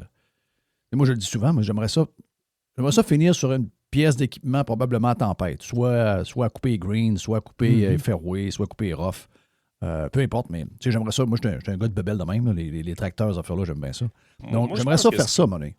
Ce qu'il va falloir que je fasse, puis je suis jeune, j'ai 41 ans, puis je pense à des affaires de même, là, mais je peux pas être inactif, il faut vraiment que je fasse de quoi, mais le bug que j'ai souvent, c'est que j'ai tout le temps le nez dans le trafic. J'aime innover un peu, j'aime changer les choses, j'aime prendre les choses en charge, j'ai quand même du leadership. Fait que quand je vois quelque chose qui ne marche pas à mon goût, fait que je m'implique, puis je me ramasse tout le temps dans un comité quelque part, puis je fais une mini-révolution dans cette petite affaire-là, puis tout fonctionne tout le temps bien, mais tu as tout le temps le nez dans le trafic. Mais tu sais, quand tu as le nez dans le trafic, tu manges des cross-checks sur le côté. Ben oui, c'est sûr. Je pense qu'un jour, je vais me tanner des cross-checks d'un côté. Je vais mériter que ma vie soit plus simple. Mais c'est comment je réussis... Moi, je pense que c'est là mon plus gros bug. Comment je réussis à rester actif, impliqué, puis motivé, puis allumé, puis que mon cerveau fonctionne, mais sans aller chercher tout le temps... la grosse affaire de responsabilité pour qu'il y ait un colon qui me dise que j'ai pas rapport, même si c'est moi qui ai raison. T'sais. Moi, quand je vais être capable de me débarrasser de ce volet-là de ma vie, là, je vais pouvoir dire que je suis à la retraite. Quand je vais arrêter de prendre la responsabilité des actions d'autres personnes. Ça va me faire plaisir. Puis c'est vraiment là que je vais être à la retraite. Mais comment je réussis à le faire en restant actif? Ça, c'est le bout mais est-ce que tu vas être capable de le faire? Parce que tu vois, il n'y a pas beaucoup de monde qui donne son opinion sur tout pour justement ces raisons-là. C'est que tu ne veux pas manger la shit qui va avec. Mais tu sais, moi, j'ai ramassé ça probablement de mon père aussi. Je reparle de mon père parce que mon père à la retraite, je le voyais, puis je voyais une lettre ouverte dans la presse. Mon père a écrit dans la presse. Mon père faisait des affaires de même. Il n'était pas capable d'empêcher de donner son opinion, même une fois arrêté. Tu sais, mon père, pendant l'histoire de je l'ai raconté souvent, mais je veux dire, c'est symbolique comment mon père était. Puis je pense que j'ai ramassé ça de lui. Mais mon père, pendant le combat avec Radio X, mon père est un souverainiste, il était bloquiste, puis tout. Donc, il est allé voir Agnès Maltais, il est allé voir Christiane Gagnon, il est allé s'asseoir dans leur bureau, il est allé les voir, il est allé leur dire: vous êtes en train de vouloir fermer une station de radio qui va être fermée par le fédéral. On s'est battu toute notre vie pour se couper d'eux autres. Oh, c'était son angle d'attaque. Oui, exact. Donc, tu sais, mon père même, puis à ce moment-là, il commençait dans sa deuxième batch de cancer. Donc, il était même affaibli. Donc, je pense pas que ça parte. Mais je pense pas que toi non plus, ça parte. Je pense pas qu'à un moment donné, tu vas fermer ton compte X. Ça se peut que tu diminues, mais tu vas avoir besoin de t'exprimer à un moment donné tout le temps un peu. Je suis déjà à ça de fermer mon compte X. Mais m'exprimer publiquement, ça, j'aurais pas de misère à ça, sérieusement. Mais le bug, c'est que, tu sais, je vais probablement fermer le volet de la vie publique à un moment donné, mais je vais quand même me ramasser président d'une association de baseball là, quelque part. C'est ça. Puis je vais gérer les plaintes du monde. Puis, tu sais, je suis pas capable de pas avoir le nez en plein milieu du trafic. Pas capable. C'est tout le temps en plein milieu. Parce qu'à toutes les fois, je dis... Il n'y a plus bien de ça en passant. Là. Tu dois le voir, là, qu'il n'y a pas une tonne. Y a-tu beaucoup de monde qui s'implique dans tes affaires? Il y a de moins en moins. Oui, c'est ça. Puis il y a du super bon monde. Il y a plein de monde que je connais qui s'implique. Mais Chris, c'est tout le temps les mêmes. Oui. Et en même temps, pourquoi c'est tout le temps les mêmes? Parce que quand c'est ces personnes-là, précisément, ça fonctionne. Ouais. C'est tout le temps un peu ça qui est là. C'est le bout qui est tout le temps embêtant. Moi, je suis le genre de personne, je dis ça, là, ça marche pas. OK? Y a-tu moyen de faire de quoi? Ben oui, on pourrait faire ça. OK, veux-tu le faire? S'il faut, puis là, je me ramasse, c'est moi qui le fais. Oui. C'est tout le temps un peu ça. Puis, tu sais, Chris, je rentre dans un dépanneur, puis je dis, hey, il me semble que ça pourrait être mieux fait. Je suis tout le temps en train de penser à des affaires de même. Il me semble, moi, je ferais ça un peu mieux. Il me semble, il manque. Il me semble que cet employé-là mangeait une claque dans la tête. Oui, mais ça, s'il y en avait beaucoup de même, là, on ne serait pas ce qu'on est. Là. C'est la raison pourquoi c'est médiocre de même, pourquoi on est rendu aussi bas dans nos standards. Dans nos standards, c'est que les citoyens sont rendus à accepter ça, puis qu'ils n'ont pas ce que tu es en train de raconter là. Ils n'ont pas ce côté où ils veulent tout meilleur, peu importe. Tu rentres dans le dépanneur, tu veux que le dépanneur soit plus beau. Là, ça veut dire, imagine-toi ce que tu veux de l'hôpital. Mais les gens sont plus de même. Les gens sont plus de même. Ça, c'est ça qui est le plus triste de ce qui se passe, c'est que les gens, beaucoup de monde veulent avoir beaucoup de choses. Ouais. Beaucoup de monde veulent donner très peu. Puis je parle pas nécessairement d'argent. Je parle de même juste de se lever, d'aller voter, puis faire un sacrifice ou de mettre une opinion dans un party de famille, un beau-frère qui dit n'importe quoi.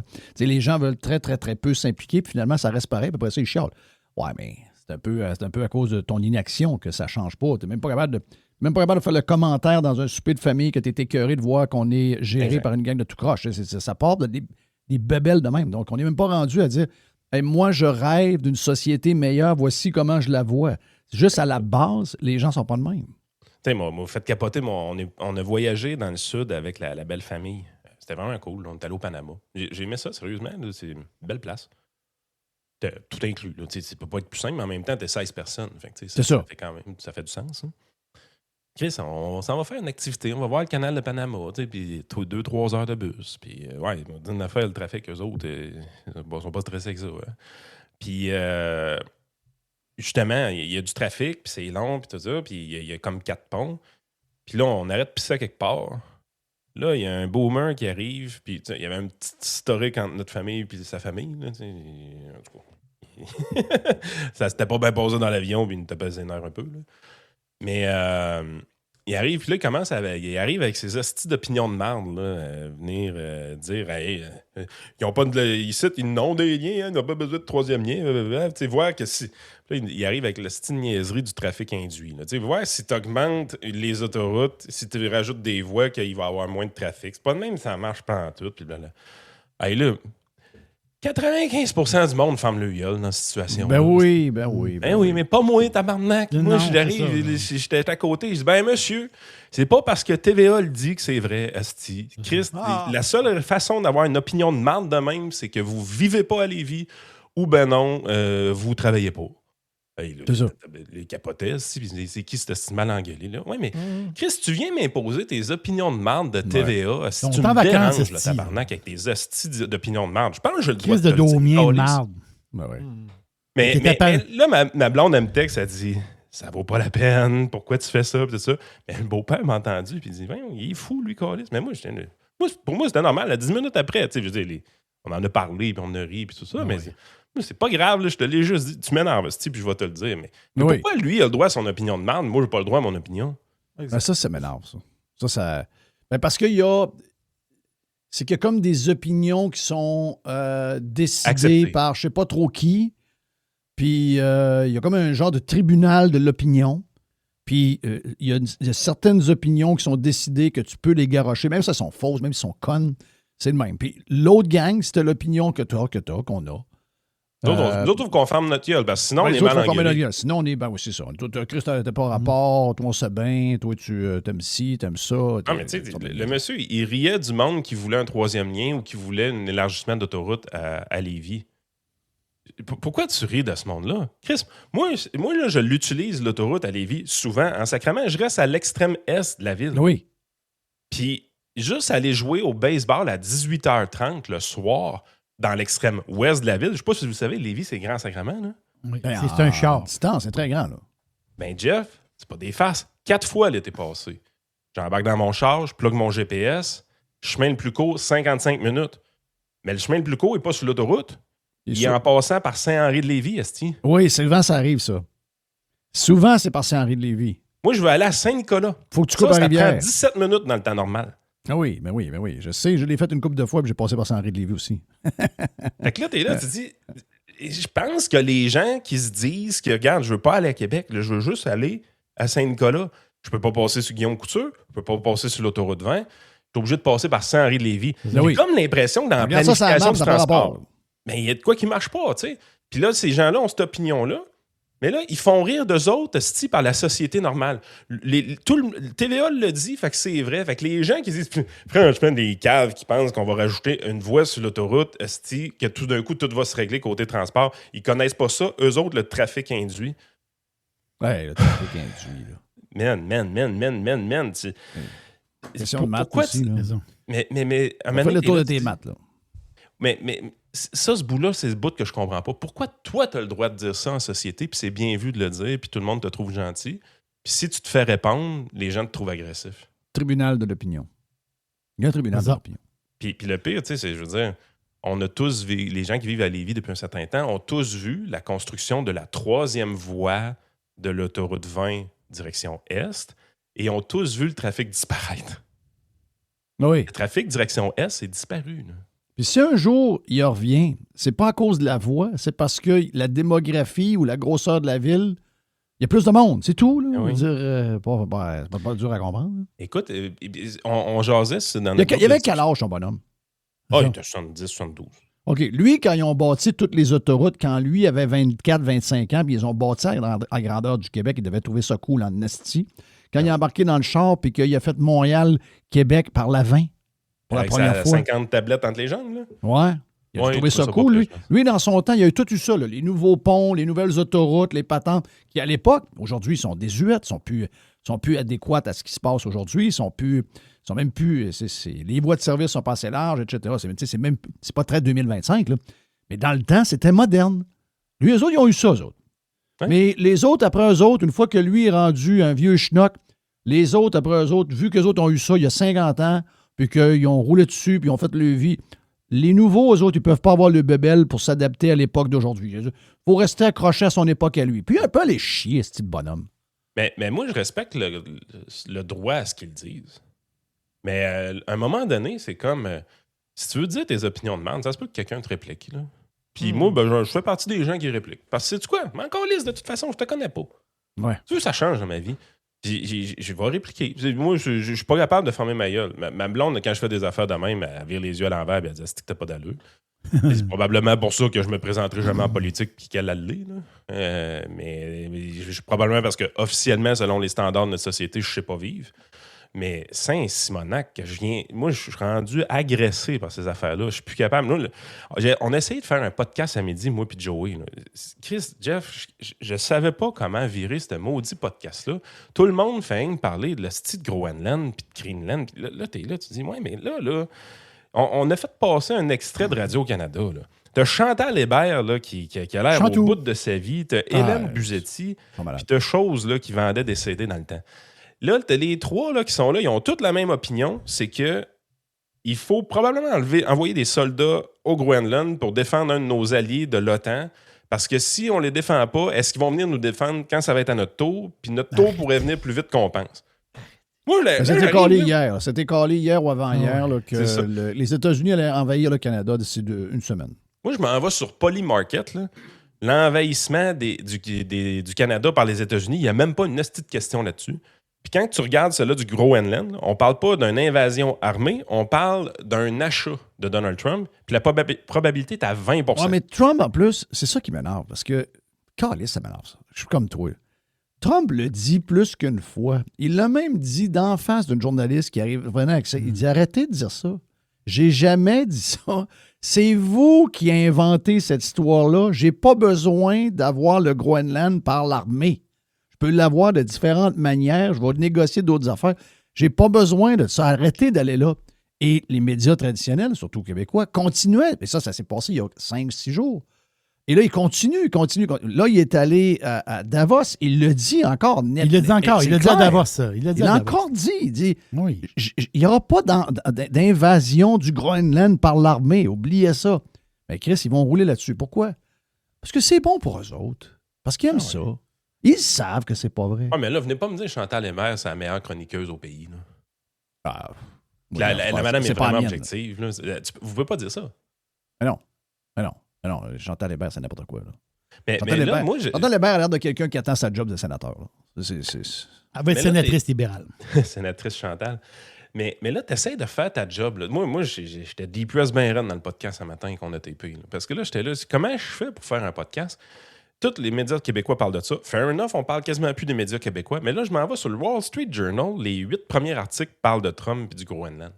Oui, c'est fou. Là, t'es là, tu dis, OK, on va aller au National Post. OK, c'est pas mieux. Là t'es là, tabarouette. Est-ce que je peux te twister la question là-dessus, mais autrement que sur le Groenland? Parce que là, ce que ça fait, c'est que ça l'a envenimé des relations qui ne sont pas nécessairement bonnes entre le Canada et les États-Unis depuis un bout. Et là, ben, de ce que je vois, tu sais, Carney est plus européen que canadien, ça tout le monde le sait. Puis, lui est très à l'aise avec la gang de l'Europe. Puis pour être dans le club, ben, il faut qu'il parle un peu comme eux autres, puis il faut qu'il embarque dans l'histoire. Puis c'est ce qu'il a fait dans son discours à Davos. Puis là, ben, il a été fort. Puis là, ben, finalement, Trump, il a répondu « Marc, t'as pas été très gentil, mais juste que tu te rappelles que le Canada, sans les États-Unis, ils n'ont pas grand-chose. » OK, c'est peut-être vite fait, là, c'est peut-être vite expliqué, mais dans les faits, c'est un peu pas mal vrai. Ben oui. Ben voilà pour Yann Sénéchal. Plus de Yann. Dans la version Prime. 1h15, 1h20. En tout cas, c'était une longue ride. C'était bien le fun. Donc, plus sur la version Prime de Radio Pirate. Allez vous inscrire sur radiopirate.com. La première semaine pour essayer, elle est gratis. Allez dans la section abonnement. Pirate. Radiopirate.com.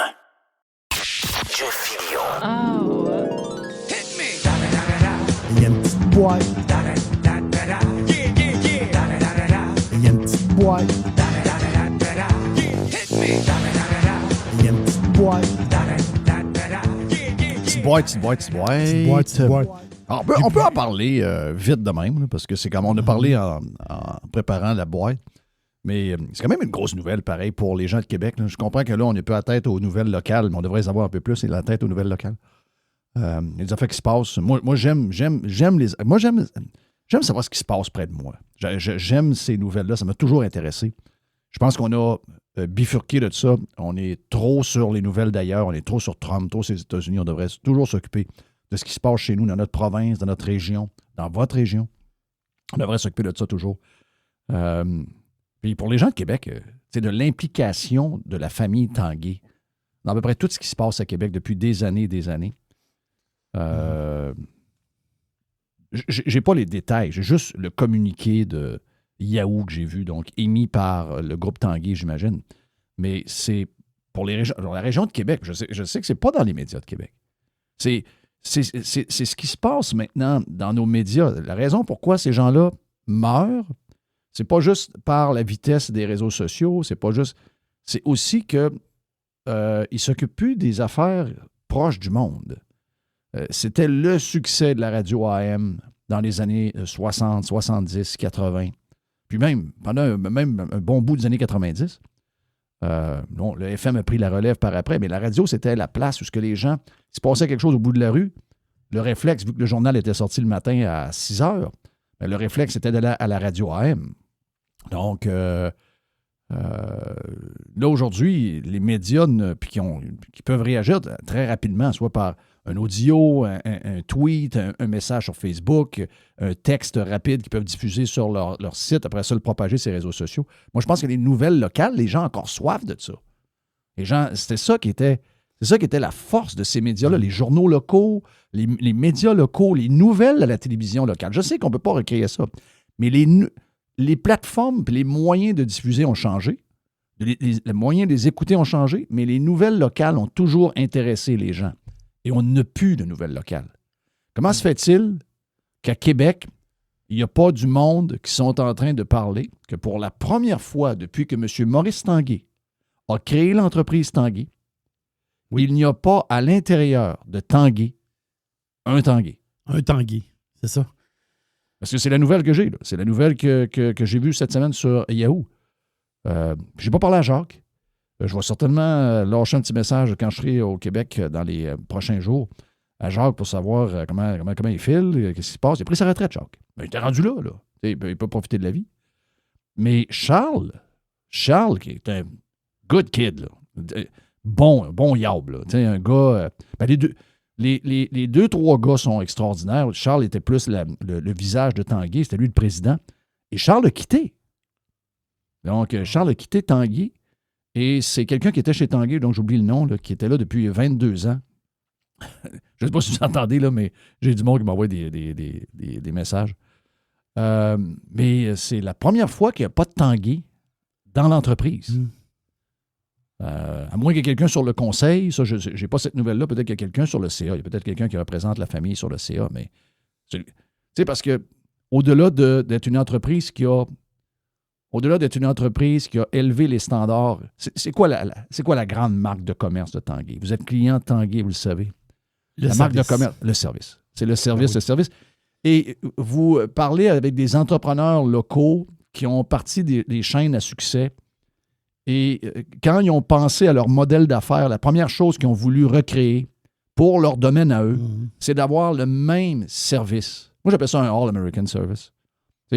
C'est les plus grandes compagnies américaines en bourse ont ce genre de service-là. Les Home Depot. Il n'y a jamais d'histoire. Tout s'arrange facilement. Le service Tanguay a toujours été extraordinaire. La politesse des livreurs. Moi, ça m'épate à chaque fois. Ils ont livré chez nous vendredi passé. Parce que moi, tu sais, j'ai un petit congélateur. C'est pas le gros tombeau, là, mais entre les deux. Là. Puis il m'avait lâché, ça faisait quoi? 12 ans, je l'avais, c'était pas plus. Il m'a lâché, le compresseur a lâché, t'as l'affaire. Là, je me suis acheté un autre congélo, fait ils ont ramassé le vieux, puis ils sont venus me porter un... Mais la politesse, tu sais, t'as le service overall, mais le contact avec les livreurs. Oui. Les deux gars qui sont rentrés dans la maison chez nous. M'excuse, là. Puis aujourd'hui, on sait que c'est tough, là. Aujourd'hui, on le remarque plus aujourd'hui parce qu'on ne voit plus ça. C'est ça. On ne voit plus ça du tout. Exact. Ma blonde est pareil, on a changé notre matelas avant les fêtes. Puis là, ma blonde a dit, ouais, là, il y a de la neige, puis toute la patente. Puis là, j'ai dit, inquiète-toi pas. Fais ça pas. Les bottes, s'il faut, ils vont dérouler une espèce de tapis. Ils déroulent un tapis. Voilà. Ils déroulent un tapis, ils se mettent des patentes d'un pied. Regarde, c'est A1. C'est Louis-Philippe Auger, le gars. Comment il s'appelle? Louis-Philippe Auger. OK. Qui est le nouveau ça fait 26 ans qu'il est dans l'entreprise. Parce que pour les gens qui sont ailleurs, peut-être que vous n'avez pas d'idée. Vous l'avez peut-être vu par le hockey, par différentes affaires, mais... Exact. La région de Québec, Rive-Sud, Rive-Nord,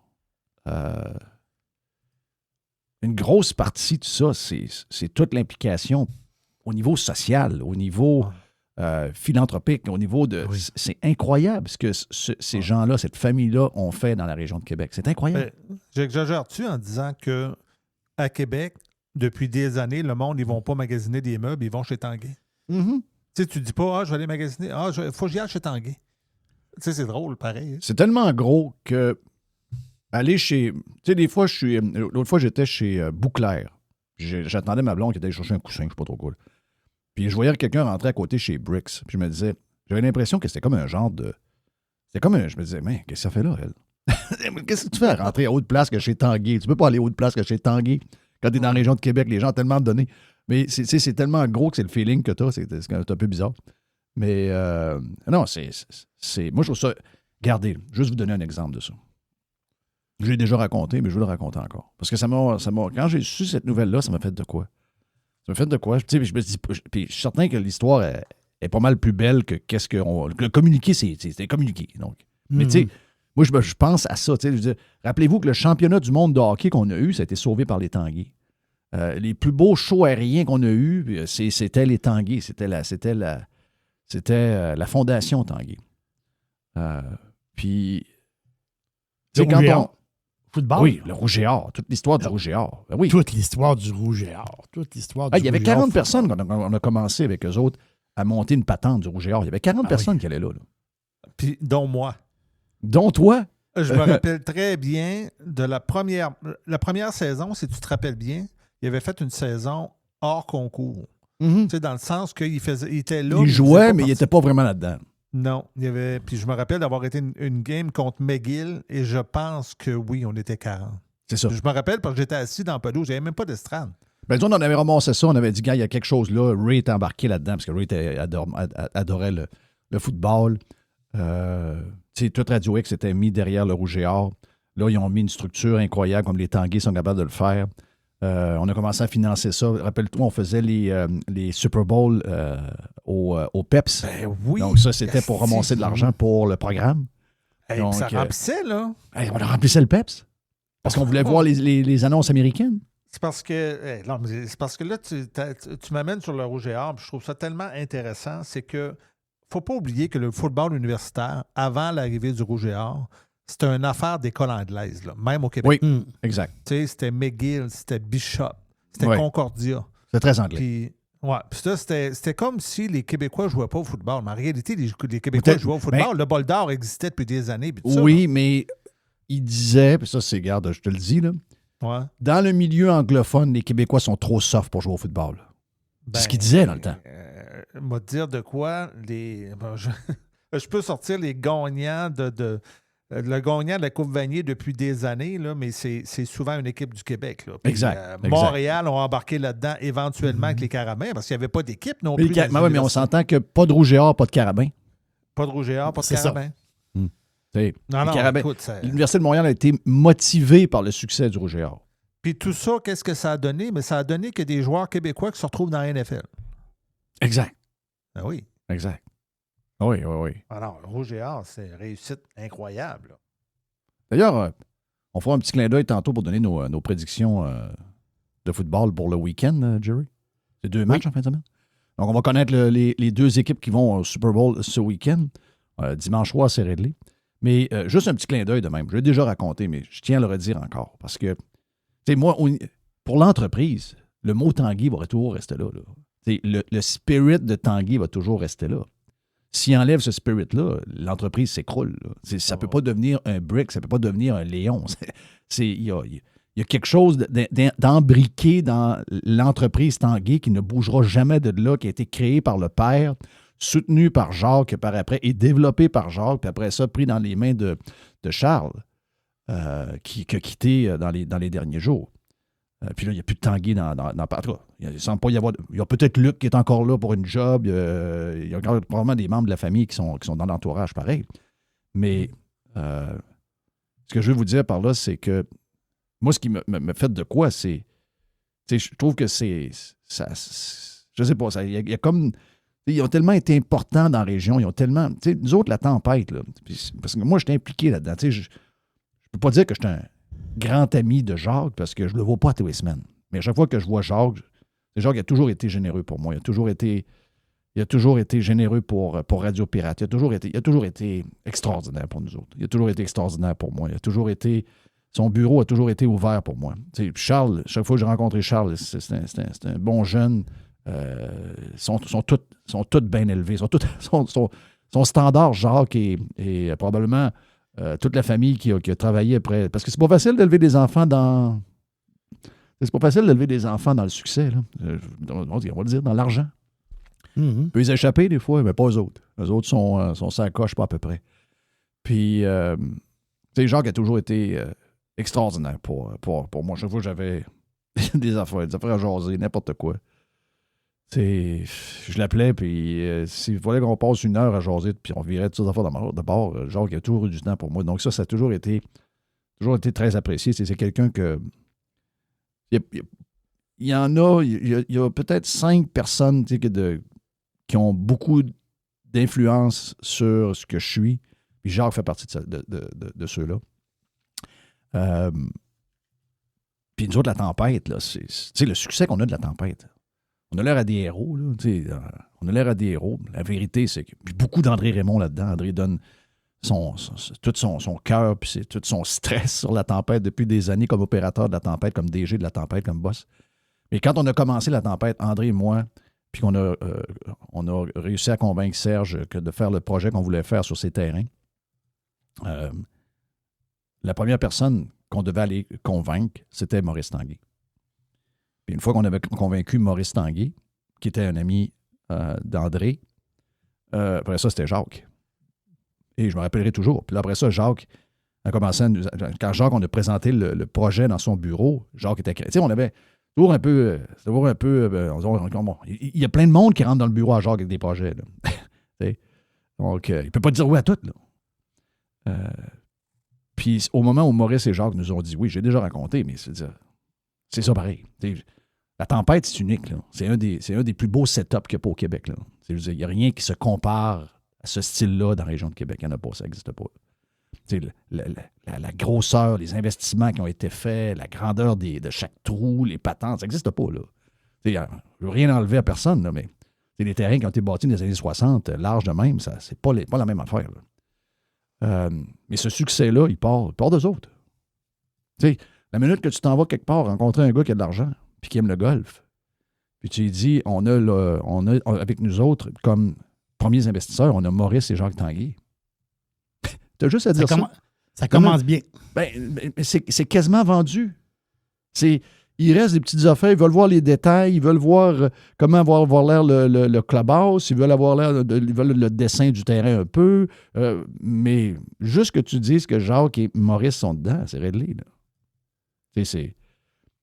Puis, j'en conviens que pour les plus jeunes, de suivre les traces de ces 2 monuments-là, c'est des gros souliers à chausser. Là.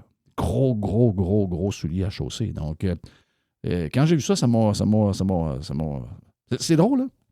Parce que j'ai dit à ma blonde la semaine passée, j'ai dit, je vais appeler au bureau à Jacques, parce que je suis là pour quasiment 3 semaines. J'ai dit, je vais aller faire un tour les jaser avec Jacques. Pas d'agenda précis, pas de sujet précis, juste aller, au pire, manger une boîte de poulet puis qu'on jase de toutes sortes de patentes. Parce que Jacques est un jaseux, mais c'est un... On patine beaucoup. S'il y avait des micros de podcast, je pense qu'on serait peut-être même dans le trouble de temps en temps. Donc, c'est... Puis j'ai dit, on va aller voir Jacques, ça fait longtemps que je n'ai pas vu, je veux savoir comment est-ce qu'il va, puis tout. Puis là, j'ai cette nouvelle-là. Puis je trouve que... Ce que je trouve le plus weird, la nouvelle en tant que telle, c'est la nouvelle de business. Tu sais, c'est pas anormal, ça arrive dans toutes les grandes entreprises, ce genre de patente-là, là. À la base, c'est une compagnie publique aujourd'hui. C'est ça, exact. C'est une compagnie publique, donc ça peut arriver. Ça arrive dans toutes les compagnies publiques. Mais c'est juste que c'est l'importance de l'implication sociale de cette famille-là dans la région de Québec. Puis, écoute, je peux pas dire que je lis le Journal de Québec à tous les jours dans le site web. Peut-être qu'il y a eu un texte, je le sais pas. Là. Je sais pas. Mais j'ai pas vu cette nouvelle-là circuler, à part que d'avoir tombé sur une nouvelle de Yahoo parce qu'on check la bourse, on check les finances, les affaires. Il y a un texte dans la presse. Ah oui? Qui a été publié le 20. Aujourd'hui, on est le 22. Il a été publié le 20 janvier. OK. Un texte de Camille Dauphinet-Pelletier qui explique la situation. Là. C'est une reprise possiblement du communiqué de presse pas mal. Là. OK. Donc, il n'y a pas de. Non, il n'y a pas de. Mais dans la région de Québec, c'est le côté d'implication sociale. Je comprends que ça va peut-être poursuivre d'une certaine mesure, mais c'est une grosse nouvelle. Et c'est là que ça, comme je disais, c'est là que ça montre comment on ne sait plus ce qui se passe chez nous. On ne sait plus ce qui se passe chez nous. Il faut arrêter de capoter sur des affaires. Le Groenland, ça n'a pas d'impact sur nous. Mmh. Ça peut avoir un impact juste positif sur notre protection à nous autres. Parce qu'on est entre les deux. Parce qu'ils sont au-dessus de nous autres. Mais il faut recommencer à parler de ce qui se passe chez nous. Je suis le premier à le faire. À faire ce que... Nous autres, on défait les nouvelles. Notre but à Radio Pirate, c'est qu'on défait les nouvelles qui sont des nouvelles tout croche. Des nouvelles biaisées. Des nouvelles faites par des gens qui ont des agendas cachés et qui mentent. Des fake news. Donc, c'est pas dur à trouver, by the way. C'est ça. Mais nous autres, on tombe dans les nouvelles. Donc, on est obligé de commenter tout ce qui se dit avec.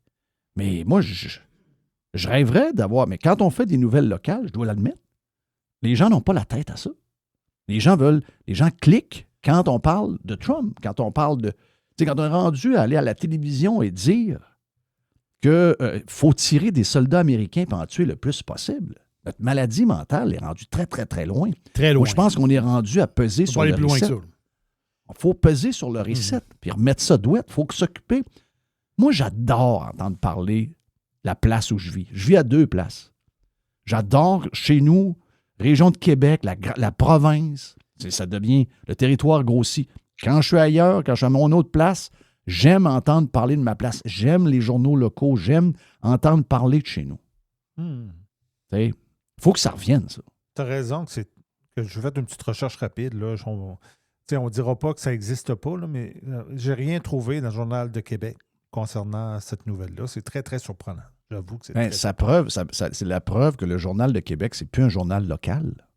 À part de parler du maire Marchand et du crise de tramway, c'est la seule affaire qu'ils ont dans la tête. Le reste, c'est le Journal de Montréal, finalement, qui est à Québec, avec le nom, avec le logo. Mais il n'y a plus rien de local là-dedans.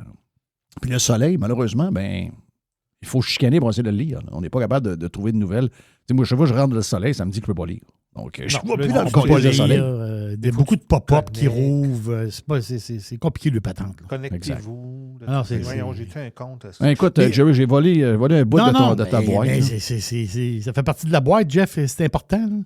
Mais juste comme ça, est-ce qu'à quelque part, tu parlais de l'implication des Tanguay, la famille Tanguay, la façon de faire du monde qui sont proches du monde, du monde de... Parce que, Monsieur Tanguay, père, lui, son commerce, lui, il a commencé à Montmagny dans l'automobile, mais son premier magasin de meubles, c'était à Lévis. Puis tout l'historique des années 60, 70, puis le début de tout ça, de Tanguay. Mais quand on regarde, mettons, justement, l'implication, là, c'est bizarre ce que je dois dire, mais on dirait que ça fait comme un peu américain. Oui. Dans le sens qu'il y a des gens qui s'impliquent le côté social, le côté sportif, redonner à la société, s'impliquer chez les jeunes. Je sais pas, il y a comme un côté, ce beau côté-là de la business, comprends-tu? De redonner au monde. Je sais pas, moi je trouve que il y a un petit côté américain là-dedans, là, quelque part. Là. Je l'ai dit tantôt, j'ai dit, en parlant de l'entreprise, j'ai dit c'est un service all-American. C'est ça. On n'est pas habitué à ce service-là pour les compagnies. Oui, là, maintenant plus, parce qu'il y a des compagnies américaines qui sont... Le service de Costco, il est impeccable. Le service de Home Depot, il est impeccable. Le service de Walmart, il est impeccable. Il n'y a jamais de niaisage. Il n'y a jamais quelqu'un qui vous gosse ou n'importe quoi. Non, ça n'a pas marché, Parfois, on vous rembourse, on vous en donne un nouveau. C'est très, très, très... Mais dans le temps... il y avait beaucoup de services de merde. Il y avait beaucoup de face-bêtes qui disaient regarde, quand tu organises tes affaires. Donc, quand il arrive une affaire qui était de même, tu disais wow, que c'est ça. C'est ça. Moi, on a déjà échangé un matelas qu'on n'avait pas aimé. Finalement, on l'avait comme pris, puis là, il y a quelque chose dedans. Pas de problème, monsieur. On va vous le changer. Ça faisait 1 semaine et demie qu'on l'avait. On dormait mal, parce qu'on n'avait pas pris le bon setup. Moi, j'aime ça plus dur. Il y en a qui aiment ça plus soft. Il y en a qui aiment... On s'était trompé. Là, Chris, ce qu'on fait avec ça, un matelas, un bon matelas aujourd'hui, ça coûte pas 250$. Il n'y a pas de problème. Hein? Tu sais, ça a toujours été comme ça. Ça a toujours été le même. Puis comme tu le dis, livreur, etc. Peu importe. Oui. Mon père, il n'y a pas un meuble dans la maison qui n'est pas de chez Tanguy. C'est ça, exactement. Il y a peut-être une table qui arrive peut-être de chez genre Bouclair, mais je peux vous dire, 95% du stock est dans la maison chez nous. C'est pas mal les gars de Tanguy. Là. D'ailleurs, je me rappelle la dernière fois qu'ils ont rentré le frigidaire. Une chance qu'il y a un autre camion de Tanguy qui passait dans la rue en même temps. Parce que d'après moi, on serait encore pogné dans les marches. Ils ont eu besoin d'aide des autres gars. Oui, comme par hasard. Hein, c'est quoi les chances qu'il y ait un autre truck qui passe en même temps? Capoté, là. Ouais, donc, salutations à tous ceux qui sont à l'intérieur du groupe Tanguy. Juste pour terminer là-dessus, on avait un client au restaurant, M. Fortier, justement, qui travaillait pour Tanguy. Puis lui, il a commencé. Gilles Fortier. J'ai travaillé avec sa fille à Codebox. Exactement. Oui. Gilles Fortier qui a commencé, lui, comme vendeur dans l'électronique il y a très, très, très longtemps. Les autres, dans le temps, ils faisaient la pause. Oui, ben oui. Les vendeurs d'électroménager. Mais il a travaillé pour Bédard Louis à Québec. Louis Bédard. Les magasins d'électronique. Il vendait des vidéos, là, Christophe, des affaires. Puis lui, quand il est passé chez Tanguy, il y a eu un grand défi parce qu'il y avait comme une équipe qui avait été formée. Ça, c'était le début que quand Tanguy a commencé à vendre des ordinateurs. T'sais, là, tu embarques dans quelque chose qui était... C'est au-delà de l'électronique, là, au-delà des TV, au-delà des vidéos. Là, tu vends des ordinateurs, des laptops à l'époque, puis des ordinateurs de table. Puis regarde, c'est toute une épopée parce que moi, M. Fortier venait s'asseoir dans la cuisine du restaurant, puis il jasait avec mon père, puis il racontait toutes les histoires. Il allait aux États-Unis voir des shows d'ordinateurs, des nouveaux produits, les ci, les ça. Là, on parle du début là, que les gens avaient l'Internet à la maison. Là. 1995, 96, 97, au tournant des années 2000. Puis là, quand il y a eu le brancher les familles, puis la patente, là, le monde commençait à vouloir s'équiper parce qu'il y avait des subventions du gouvernement, des affaires d'ordinateurs. Mais ça, c'est toute une épopée. Là. C'est M. Fortier qui était vraiment un personnage incroyable, puis c'est un super raconteur. C'est un bon ami de mon père. Fait que ça me rappelle beaucoup de souvenirs. Vous aviez une crowd de beaucoup de monde connu, avec beaucoup de personnages dans votre crowd, dans votre crowd de clients. Là. Ben, c'est une place, comment dire, c'est une place... beaucoup de monde connu, beaucoup plus qu'on pense. Oui, je sais. Ben oui. Et c'est Jacques Tanguay, c'est un client régulier. Mm-hmm. Ben oui. Il y en a plein. Là. Du monde très connu. Puis aussi, ben, ça fait bien aussi une place pour être tranquille aussi. Parce que quand tu vas dans des plus grands restaurants en ville, ben là, souvent, quand tu vas dans le restaurant, il y a beaucoup de monde que tu connais. Une petite place pour se cacher, entre parenthèses, c'est bien le fun. Ben oui, ça fait un job. Ça fait une petite place, c'est le fun. Donc, on a volé ta boîte, mais on va te laisser faire au moins une nouvelle. Je vais le faire. J'ai une coupe de patente. Pauvre Jerry. Il s'est préparé toute la nuit. Pauvre petit. Ça m'énerve quand je fais ça. Moi, je serais... non, mais je trouvais que c'était une nouvelle qu'il fallait jaser. C'est une grosse nouvelle. Mais regarde, tu en as parlé, puis je ne l'avais même pas vu passer, moi. Je n'en reviens pas. Ça allait passer sous silence. J'ai une coupe de petites patentes de bouffe, vite. L'affaire de bouffe. Ah, ben oui. Inflation, bouffe. On est-tu là-dedans? Oui. Je veux dire, on est pas mal là-dedans. C'est un des sujets les plus jasés qu'il y a pas. Oui. Vous allez dans un souper de gang. L'histoire des prix de la bouffe et tous les restaurants, mes affaires, c'est en dedans de 15 minutes. C'est 15 minutes. Nous autres, on est plus vieux, donc on l'a pas... il y a Frank qui est un nouveau papa, mais c'est-à-dire, nous autres, notre famille est pas mal faite. Puis, mais ceux qui sont touchés aussi par l'inflation, c'est ceux qui ont des bambinos, des petits poupons, des bébés, qui sont au biberon. Hey, le prix du lait maternisé, là, du lait, tu sais, Similac, Enfant-Lac, là je comprends, là. Si tu parles de ça, il va y avoir quelqu'un qui va dire, ben là, ta femme a juste allaité. Non, c'est pas ça l'histoire, là. C'est pas ça le point. Le point, c'est pas ça. C'est un gars du Sud, tu peux l'envoyer pas. Non, le point, c'est pas ça. Moi, ma femme, elle ne pouvait pas allaiter le premier.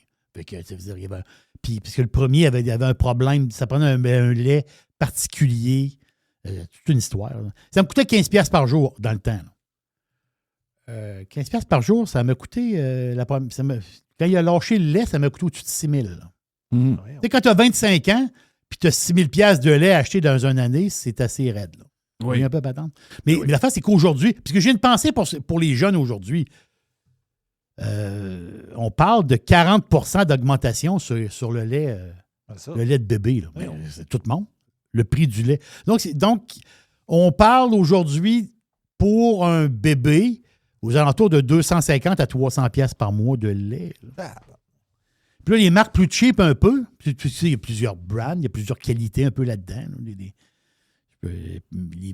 Les plus bas, pas bas de gamme, mais plus cheap, peut-être les plus cheap en prix. Bien là, tous ces stocks-là sont en rupture. Là. Donc là, il faut être dans des laits un peu plus upscale, un peu. Mais c'est rendu des prix de fou. Là. C'est rendu des prix de fou. Donc, tu vois, l'inflation, on pense à nous autres, on pense à notre poutine qui est chère, on pense à l'autre patente qui est chère. Mais là, tu arrives, le lait bébé augmente. C'est-à-dire que ils vont passer à travers les familles, mais je veux dire, à un moment donné, Christophe, faut que tu penses à eux autres. C'est-à-dire, faut que tu penses à eux autres. Tu peux pas... C'est-à-dire, faut que tu leur donnes de l'air. En parlant de lait, juste de même, je vais vite, là. C'est juste une anecdote de même, mais le Food Professor, il a mis... Moi, je le suis, là, sur X. Il faut le suivre. Il y a toutes sortes d'informations, le fun. Là. Puis, tu sais, il était en demande. Il va avoir une... À chaque année, il y a la grosse réunion, là, le Dairy Farmers of Canada. Donc, l'espèce de réunion, la gang des gars de lait, là, de conférence annuelle. Là, c'est au Château Laurier. Puis c'est bientôt. Là. Ce qui est bizarre, c'est que on ne sait pas trop pourquoi, là, mais le Food Professor se pose la question. Tu sais, ça, ces conférences-là sur la... C'est tous les gars de lait qui se ramassent ensemble, là, les Canadiens. Là, les médias étaient toujours invités à aller là. L'année passée, les médias, c'était pas tous les médias qui pouvaient y aller. Il y a des médias qui n'avaient pas le droit d'y aller. Peut-être que les médias un petit peu plus fouineux se sont fait tasser. Puis cette année, il n'y a aucun média. C'est le Food Professor qui le dit. Cette année, au Dairy Farmers of Canada, à la grande réunion au Château-Laurier, il n'y aura pas de médias. Donc, ça va être un peu comme à huis clos. C'est bizarre, cette histoire-là. Il y a peut-être un peu de... C'est bizarre à dire, mais il y a peut-être quelque chose qui sent venir, eux autres. Tu sais, veut dire, la gang de lait, là, il y a peut-être quelque chose qui sent... Puis, dernière affaire, vite. Ben, moi, je pense que ça finit. Là. Je pense que les autres, ils vont être sacrifiés. Oui, mais ils vont être dédommagés. Ça va nous coûter full d'argent. Là. Ils vont être dédommagés. Puis, je comprends. Là, tu veux dire... C'est un peu comme l'histoire des permis de taxi. On a limité des quotas, donc on a fait exploser la valeur de ces quotas-là parce qu'on les a limités. C'est ça. Là, on a provoqué quelque chose qui, finalement, tout le monde perd. Les producteurs perdent. Je parle des producteurs, je parle des fermiers. Les fermiers vivent ça tough. Ils ont payé ça trop cher. Les plus jeunes ont payé ça trop cher. Ben oui. Puis nous autres, comme consommateurs, on se fait arnaquer complètement. Finalement, il y a juste les transformateurs qui font la belle vie là-dedans. C'est ça. Donc, c'était une erreur, ce système-là. C'est pas pour rien que ce système-là n'existe à pas beaucoup de place. Là. Nous autres, on prend toujours le système qui nuit aux consommateurs. On prend toujours le pire du pire. Là. Je sais pas pourquoi. Ma petite affaire, vite, en finissant, il y a un petit bout de réflexion là-dedans. Vous allez comprendre mon histoire. À Montréal, il y a un genre d'association, un genre d'OBNL, là. Donc, sans but lucratif, pas tant de choses. Eux autres, ils conseillent la Ville de Montréal pour certaines affaires. Sur les affaires sociales, puis ils appellent ça la maison de l'innovation, là, une patente. Mais eux autres, ils essayent de convaincre la Ville de Montréal.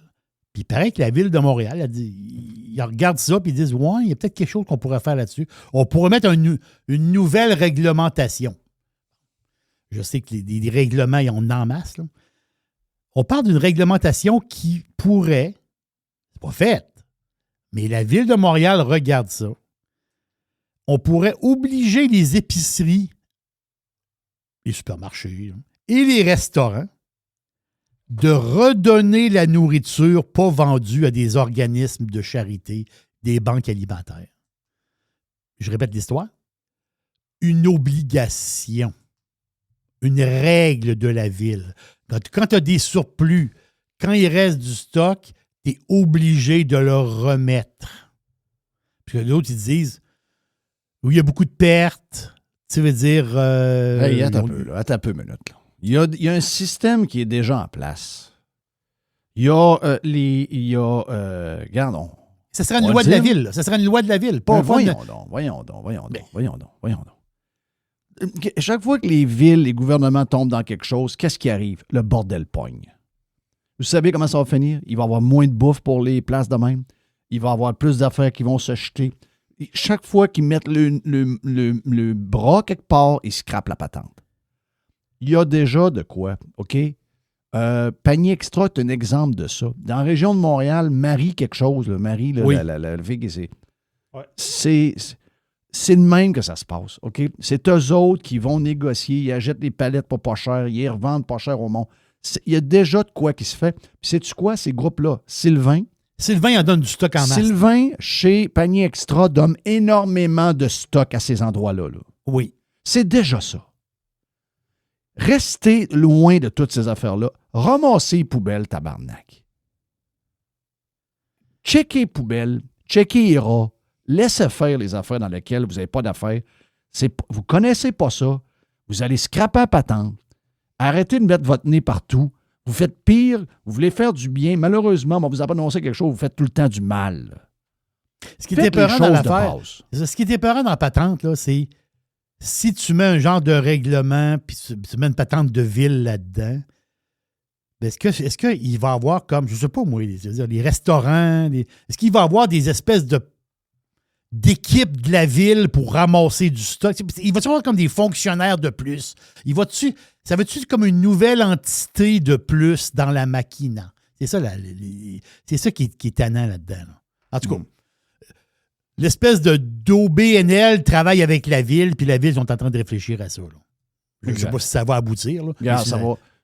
Ceux qui vont dans les épiceries à rabais comme Panier Extra, demain matin, ça va avoir moins de stock. Donc, eux vont être victimes de ça. Là. Donc, ça veut dire qu'ils ne seront pas assez pauvres pour bénéficier d'avoir un rabais sur le fromage de telle chose ou telle viande ou telle ci.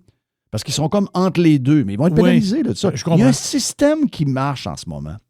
Toucher à rien, ça se passe bien. C'est ça. Ces épiceries-là donnent à ces places-là. Ils en donnent à la tonne. Sylvain dit, moi, je donne des palettes. Lui, entre autres, c'est avec la bouchée généreuse. Il en donne énormément. Là. Il y a déjà un système. Touchez à rien. Merci pour la boîte, Jerry. Yes, sir. Oh. Il y a une petite boîte. Il y a une petite boîte. Il y a une petite boîte. Juste du bon stock. Every hour. Du bon stock. RadioPirate.com. Get pirate or get out. Jeff Fillion. Hey, l'aubergiste, c'est le week-end!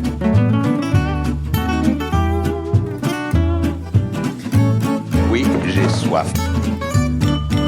Prochain jour un peu frette, donc on est dans une passe, mais les médias québécois vous disent qu'on est dans les derniers hivers, bientôt ça va être 6,6 degrés, en moyenne toujours plus chaud, donc ça achève. Mais pour se réchauffer, un petit feu, une petite game de hockey, une petite game de football en fin de semaine, mais une chose est sûre, il faut se mettre dans l'esprit du week-end, et c'est nous autres qui lancent le week-end en premier. Et pour vous réchauffer, l'aubergiste lance le week-end avec son vin Jerry. C'est quel vin qu'on a aujourd'hui? On est allé au Portugal la semaine dernière. On est allé aussi dans le sud de la France. Ça, c'est les dernières chroniques de l'aubergiste. On est allé aussi en Italie. Il y avait un super vin toscan. On est allé en Bourgogne, un super Bourgogne blanc. Donc, pour voir Ça, c'est le fun. Pour voir les anciennes chroniques de l'aubergisme, on va sur radiopirate.com. On est allé, on avait un Barolo l'autre semaine avant. On est allé dans le Douro l'autre semaine avant. Mais là, on n'a pas le choix. Là, les 6 derniers vins, on n'est pas passé par l'Espagne. Ça ne marche pas. Il faut aller en Espagne. Espagne, hein? Il faut absolument aller en Espagne. Et c'est là qu'on va aujourd'hui. Entre Madrid et Barcelone, Madrid en Castille et Barcelone en Catalogne, on prend la route ou on prend le train, puis là, on traverse entre les deux villes. On traverse une région tout à fait extraordinaire, une région formidable. C'est un lieu un peu magique de l'Espagne parce que il y a beaucoup d'histoires de l'Espagne. Donc, on passe, maintenant qu'on retourne dans le Moyen-Âge, on passe dans le grand royaume d'Aragon. Donc, on s'en va au temps médiéval, le fameux royaume d'Aragon, mais c'est là. C'est entre Madrid et Barcelone. Donc, il faut le dire, c'est une partie de l'histoire de l'humanité. Des fois, il y a des choses qui s'est passé au fil des siècles, et il s'est passé quelque chose, justement, en Espagne. Donc, la reine de Castille, Isabelle, qui a marié le roi d'Aragon. Donc, ça fait un couple célèbre, et ce couple-là, qui s'appelle les rois catholiques, bien, c'est eux qui ont sauvé l'Espagne, et c'est eux qui ont permis à Christophe Colomb c'est eux qui ont financé le voyage de Christophe Colomb. Donc, ce couple puissant-là qui a marqué l'histoire. Et justement, ben, le royaume d'Aragon, c'est un grand royaume du temps médiéval. Et la capitale est Saragossa. Saragosse, qui est c'est un site. Saragossa, c'est particulier. C'est un site de pèlerinage. C'est une ville d'une grande beauté, très, très agréable. Passer du temps à Saragosse. Hein. C'est une ville étudiante aussi. Il y a un dynamisme à Saragossa parce qu'il y a beaucoup de programmes d'échange pour les étudiants. Donc, les étudiants internationaux, beaucoup vont à Saragossa pour l'université et pour d'autres écoles aussi. Donc, ils s'en vont là. Puis, il y a un mot de le fun vraiment dans ce coin-là de l'Espagne. Si vous, un jour, vous passez par ce coin-là, Madrid, Barcelone, on peut faire un stop à Saragossa. Et là, justement, on est dans un spot de vin tout à fait fantastique.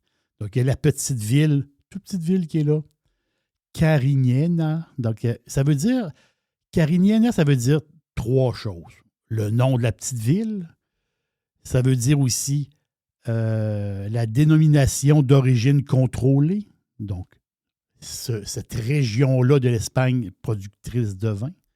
Et aussi, ça veut dire le cépage, le Carignan. Donc, ça veut dire un peu 3 choses. Et là-bas, ben, il y a des grands producteurs.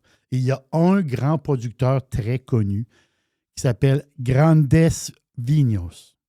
Grandes Viñas, c'est vraiment une belle histoire.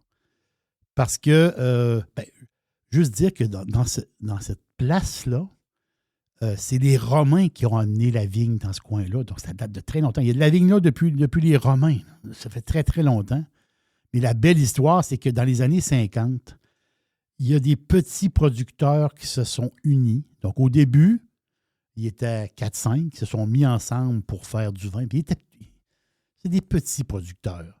Et au fil, quasiment une vingtaine d'années plus tard, ben c'est jusque dans les années 60, fin des années 60, où ça commençait des années 50, au début des années 70, c'était 700 familles, donc 700 petits producteurs qui se sont assemblés ensemble. Et ça le fait les fameux vins de Grandes Viñas.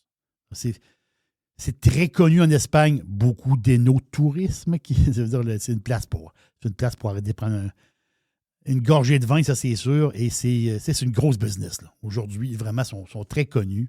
Ils produisent 7 lignes, on va pas dire des marques. Hein. Donc, il y a des marques inconnues ici, malheureusement, et il y a les marques très connues que les amateurs de vin espagnol connaissent. Si je vous dis Corona de Aragon, donc la couronne d'Aragon, les vins Corona de Aragon, qui populaire à la SEQ, et le fameux Monasterio de las Viñas.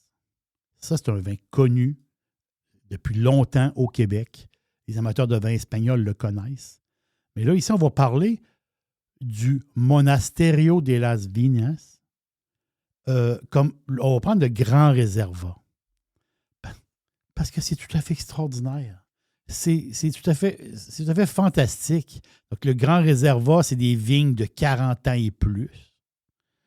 Après ça, macération, on parle de 25 jours en inox. Et un mix de barriques chêne américain, chêne français. On fait 3 ans de barriques, 2 ans de bouteilles. C'est pour ça que les grands réservoirs, ben, si on est rendu, mettons, en 2025-2026, on ne peut pas avoir un grand réservoir de 2023. Il est en train de faire dodo. Mais là, il vient d'arriver. Présentement, à la SEQ, c'est le 2020. C'est fantastique. Donc, la prune, légèrement boisée. Oui, il y a le bois, mais c'est pas... il y a un peu de bois, c'est parfait. Et des petites notes grillées. Un tanin, les tanins qui sont doux, qui sont soft. C'est un vin élégant. Il y a beaucoup d'élégance dans ce vin-là. À l'aveugle, quelqu'un qui boit un peu de vin pourrait dire « Ah, c'est... » À l'aveugle, là, tu y vois comme ça, tu te dis « Ah, on dirait comme un bon merlot, un grand merlot, quelque chose de très sexy. » Mais il y a un peu ce style-là comme vin. C'est vraiment, vraiment bon. C'est 23,40 $ la bouteille. Oui, c'est sûr que, parce que moi, je connais le vin, je connais cette bouteille-là depuis peut-être 2 ans, 3 ans, à peu près. Là, je vois de mémoire de même. On l'achetait à 21,40 $. Il est rendu à 23,40 $. Ben, c'est la SEQ. Que voulez-vous? Donc, la SEQ est allée chercher une coupe de piastres sur cette bouteille-là. Mettons en 3 ans, peut-être 3 ans ou 4 ans. Donc, mais est-ce qu'à 23,40 $, c'est un bon choix? Oui, c'est encore un bon choix. C'est sûr qu'on espère que ça va arrêter de monter. Mais à 23,40 $, c'est un bon choix parce que c'est l'élégance. C'est la pastille. La SEQ dit pastille aromatique et charnue. Ça, c'est la pastille de vin de la SEQ. Mais c'est un grand réservoir vraiment, vraiment bon. Donc, ça coule. C'est bon, ça n'a pas de bon sens. C'est avec un peu de fromage, un peu de pain, comme ça. C'est vraiment... puis c'est quoi? Il n'y a presque pas de sucre là-dedans. Je pense 2,2 grammes de sucre au litre. Donc, c'est comme je vous dis, c'est le 2020 qui vient d'arriver, vraiment. Et ce qui est le fun, c'est qu'on peut acheter une bouteille pour là. Et c'est un vin qui peut faire des dodos assez longtemps. On parle jusqu'à 10 ans, 12 ans après le millésime. Donc, en ce moment, on s'entend dire, on est dans le 2020. On s'en va 2030, 2032. Donc, c'est un vin qui va s'améliorer avec le temps. Quand même, à 23,40 $, c'est le fun. Donc, tu as 2 bouteilles, 3 bouteilles. Il y en a 2 qui peuvent aller faire dodo. Puis, une bouteille qu'on l'apprécie là, en ce moment. Donc, tu as le Crianza aussi, Monasterio de las Viñas Crianza, qui est à 17,60 $. Mais le Grand Réserva vaut la peine de mettre quelques dollars de plus. Moi, je pense que c'est vraiment... Puis, c'est un classique de l'Aragon. C'est un grand, grand classique de l'Aragon. C'est une place très connue. C'est une place qui accueille énormément de monde, et beaucoup d'éno-touristes. Le monde vont... Ils l'ont l'affaire. Ils l'ont l'affaire. Puis c'est un coin d'Espagne tout à fait fantastique. Donc, je répète le nom. Monasterio de las Viñas, qui veut dire quoi? Le monastère des vignes. Si je fais une traduction libre comme ça. Et c'est drôle parce que je lisais quelque part, je pense que le 2020, il était coté 91 points chez Suckling, si là, je vois de mémoire. Et dans les vins d'Aragon, pas tous les vins espagnols, mais dans les vins d'Aragon, le Monasterio de las Viñas, c'est un des vins, je pense que c'est le premier ou le deuxième, là, des vins les plus exportés. Donc, c'est très connu à l'étranger. Puis, ils sont assez fiers de leur vin. Donc, comme je vous dis, c'est un style élégant. On est sur la prune, légèrement boisé. Et à quelque part, c'est comme si on buvait un merlot, un grand merlot. C'est vraiment soft, c'est bon. Un petit peu de notes grillées dedans. C'est vraiment élégant. Monasterio de las Vinas, le Grand Réservoir. Thank you, Jerry. Bon week-end, tout le monde. Yes, garde, enjoy the weekend. On le lance en premier. Ça nous fait plaisir de le faire. Garde, personne ne fait ça à travers la boule entière. C'est Radio Pirate qui lance le week-end en premier grâce à l'aubergiste. Hey, l'aubergiste, c'est le week-end!